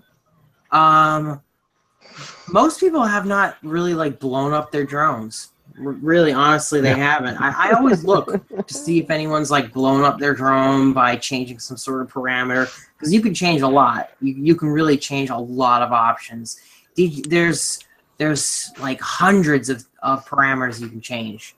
People are still figuring out exactly what all can be changed, even now, because it's always changing with every update too. But like the apocalypse did not happen when DJI stuff was able to be modified. Did Daft say he was? Did Daft say he agreed to come in? Did anybody check? He doesn't. He doesn't have a mic on his computer. Oh man, that sucks. We would have loved to have you, bro. You seem to be pretty knowledgeable. Can you use your phone? Do you have a phone you can use? 5% battery remaining. I'm gonna have to drop out and come back with another device. Hey, I've got mine plugged in right now. If you can see. Everyone go sub to Seriously Lacking. She needs subs for her nail channel. And Seriously Lacking. Need some. All right, I'll tell you something. I'll sub your channel if you sub mine. Okay. Sub for sub. Sub for sub now. I got to get to 300 guys so I can do this giveaway. I mean, come on. I'm 6 down. What you giving away, man? Well, I can't tell you until I get to 300. Yeah, I know you have more subs than me. But it's going to be cool when you know it's going to be FPV related, so it's all good. Yeah. Give it to me. I want to win. You know? Oh, No. Stephen Merritt just butchered it, man. Oh no, because she's seriously lacking in subs. Oh man. Wah, wah, wah. That's Steven. But I'll sub her, man. I'll do it. I'll sub her. Does she make smoking weed videos, putting on makeup with her tatas showing? 2 splits, man. That's 2 splits. Hold on, Jenny. hold on. Oh, it's not Jenny. Jenny, 2 Say splits, what? no. Jenny's two splits, man. She makes some amazing videos. Yeah. I'll watch those Jenny, 2 all splits. day. I gotta be careful who I'm subbing. You know, I got a wife.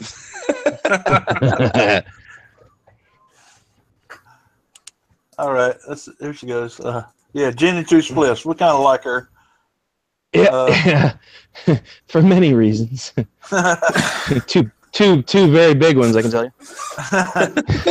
yeah, technically I've only been reviewing for like a year. I only started the review thing in April of last year. She's got like 1,620 subscribers, man. She's doing all right. Yeah, like she is doing really, really well. 1,500 And more than I got. 1,000 of them are just from her profile pic. Yeah, well, I subbed. It's like, oh yeah, pretty girl, sub. Yeah. Sub.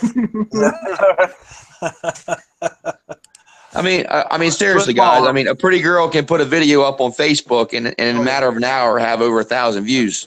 Yeah. If it's a drone video. Yeah. Oh yeah. She does nail videos. It's not the same. Hey, I got nails. You got nails. We got nails. Maybe she's trying to nail it.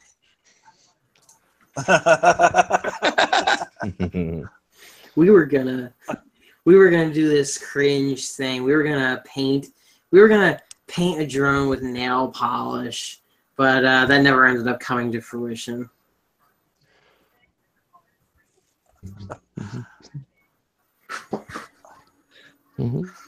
Joshua Bardwell talked about somebody doing a taxidermy on a drone with a cat. That I'd like to see. Yes, that's why I want you in my videos, because any video that has a girl in it and a drone immediately gets a click.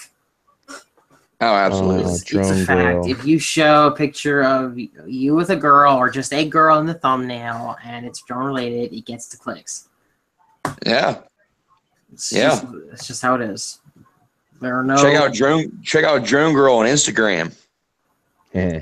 I'll check out Drone Girl. I've seen her. I've seen her before. She's got her own shirts. What shirts? She's so she's. Oh wait, you're talking She said about I'm pretty, the but I one. have nice boobs. Talking about the one from Ireland, right? Yeah. That's the I've one. seen that one. Yeah. And honestly, her stuff is not amazing, like at all. Really, No. honestly isn't. I mean, No, it's just a picture she takes of herself, and then everybody's like. Yeah, and she does it on purpose. Like all of her thumbnails are. Did you see her slow motion with her running her hands through her hair? Yep. Oh wow! Oh, yeah. I'm gonna start taking pictures of me in a nut sling, and then I'm gonna start posting those as my. Yes. Check out this King Kong 27. It's. Your subs are gonna double, Dan. Yeah. Your subs are gonna double. Yeah. They're gonna double down. Like a nut sling hugger. And actually, have you seen the gay dudes on the beach that have like it's just like something that like wraps around their package and then it like goes around their side, so they don't actually have like full frontal. It just like covers just their Thank you, like RC recedes to the back. Oh, I hit 295, guys. 295. Somebody subbed. I don't know who it was.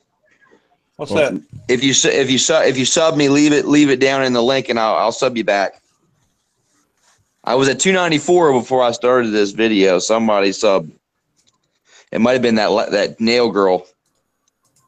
No, did I pass 4,000 subs yet? Hold on, let me check. Nut sling worship. Sure, rub it in. Brandon B, welcome Rub to it the in. live stream. I'll get Bill, there, man. 1 year. 1 year, yeah. I'm surprised I grew so fast. To be honest with you, man, I've only been up for like a year, so. Yeah, but you're real though, man. You're not fake like a lot of these people out here. Man, you're real. That's what I try to be. I try to maintain that realness. Man. You just be real, man. Be honest. Something sucks, say it sucks. You know. If something's awesome, say it's awesome. You know. Exactly. Yeah, you got those. Me and Dan talked about it in our on Discord, but you got these guys that review that nothing ever sucks. Everything's great, man. Right. They're all good. And I won't mention any names like Quadcopter 101 or anything like that. He says quads aren't good. I mean, he says it is not amazing. I mean, that's a criticism. It is not amazing. Not amazing. It is not, it's not amazing, but it's good. Yeah. Yeah, there's something funny about every product you review, and it flies great. What a nice quad. Okay. Did you guys see his Phantom 4 Pro review? Did you see that? I did not see that. That was a total track. I couldn't believe how bad that was. He brings out this old tablet from like 5 years ago, tries to use it, is complaining that the Phantom's video feed is laggy. The amount of wrong information in that video is above and beyond. Hey, seriously lacking. I think her quote just got. It did. Just got held in review, but she said, "Edrone needs to die in fucking fire." What happened? Get released. It's being held right now, but I think it'll get released. I'm not going to block it by no means. I'm gonna go ahead and release that one. Yeah. What'd she say? It's late at night. No one cares. These are not logged anyway. Yeah, Edrone needs to die in fucking fire. Oh wait, who said that? Who said that? Seriously lacquering. Oh, somebody share those gangster videos that dude's been putting out. Yeah. So she got released. She got held for review, but yeah, it's. Maybe he should watch those videos that dude's putting out from Edrone 2.0. She said, "Oh my bad. Yes, I can't swear." Those are interesting. I've seen them. I don't know who the hell's doing that. It's crazy, man. It's crazy. Yeah. Somebody's been ragging on him, man. That's woo. Yeah. Have you seen Edrone? Have you seen those videos yet? Is it J-Drone? Yeah. No, look up Jdrone 2.0 on Somebody said it was YouTube, John. bro. They're hilarious. No, that's not me. I know it's not you, but somebody said it was John. Yeah, I know. Zoe thought it was John. And the sad thing is they think it's me, but the fact is I decided to just ignore their shit. Yeah. Like, I thought about making Is it just Jdrone? but it wasn't worth it. Yeah, Jdrone with a space and then 2.0, I think. Mm-hmm. 2.0. There you go, Dan. Tell. Yeah, I thought about making a response video, and then I'm like, I recorded it. I actually did. I recorded one, and then I decided, you know what? This is not worth my attention. I can't tell. I don't see him. Hey, look up Jdrone has a choice to make. Yeah. What's that guy? Yeah, that's the title What's of that one. guy's channel, Dan? Yeah. What's that What's guy's that? channel? What's that guy's channel? It was. It came from the shadows, but now it's Jdrone 2.0. Oh, okay. Yeah. Rough top man, I couldn't get it. Yeah. Good memory.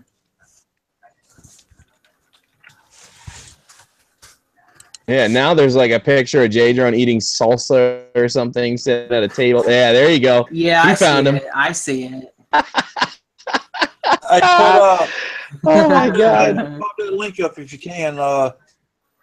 Seriously, lacquering. Maybe some search results are still old or something. Yeah, no. For me, it's showing up as Jdrone 2.0. I hear the music in the background. Yeah, that's it. It's probably taking some time. That's it. Wow. What the heck am I watching? No more lies, no more deceit. Be real or be exposed. Ooh. Speaking of that, new Saw movie coming out. What do you guys think about that? That's been a while. I'm not. Is Jdrone in it? So I hope so. Is Jdrone in it? There he is. Dude, just watch those. Edrone, just watch those from like, I think there's 3 of them. Where is our apology video? I haven't seen it yet. Crystal are seriously lacking. The reason they're blaming people for they're blaming me and you for these videos is because Jay, he's attacked me in his group and you. Who's that, me? No, I'm talking about me and seriously lacking. Oh. It's not freaking me, and it's not her. Fact is, Jdrone pisses off a lot of people, and yeah. Master of puppets, that's dude. just what he's done. He's got 7 subscribers. What is he, a troll? What's that? Well, he's somebody that feels, I guess, that Jdrone's been lying. If you notice that video you just watched said something about some dude Gurnetti. So what Jdrone's been telling everybody apparently is that he owns a catering service. And apparently the guy unearthed the fact that he didn't own it. It was his friends that he works for. And so he's been acting like he lives this lifestyle that he doesn't really have. So somebody put him on exposure blast.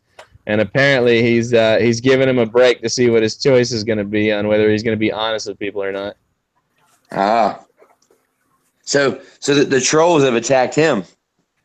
Yeah. Well, I mean, hell, dude, I don't know how many people he pissed off, dude. He kicked a ton of people out of his group, and they finally decided to get into his personal life, figure out what's going on. So that's what happened. Apparently, he's That's honestly what happened. If you lie, man, people will find out. Yeah, the first one's the best, dude. The first one, they actually went all in, dude, like savage mode, talking like Saw, everything. Yeah, because okay, when that post about me got made, I'm happy to see that there were so many people that came. There were people that were PMing me like privately, and they didn't want me to tell. They didn't want me to say anything because they didn't want to get like attacked. But they were like, "That's totally wrong what he did. That's totally." Oh, 296 now, guys. 296. 4 away. 4 away from the giveaway. 4 away. We might just make it happen tonight. And here I was thinking about doing another live tonight. Where did Bill go? Bill just like up and disappeared altogether. He's tired. He's back. He's back. He's getting very tired, but he's hosting the call. He has to stay awake. I went and took a shower, Dan. Is that okay? How was it, bro? How was it? Did you watch the Man Goodies? Was your audio better in there? My wife's already laying down. She's like, when the hell are you going to wind up and come to bed?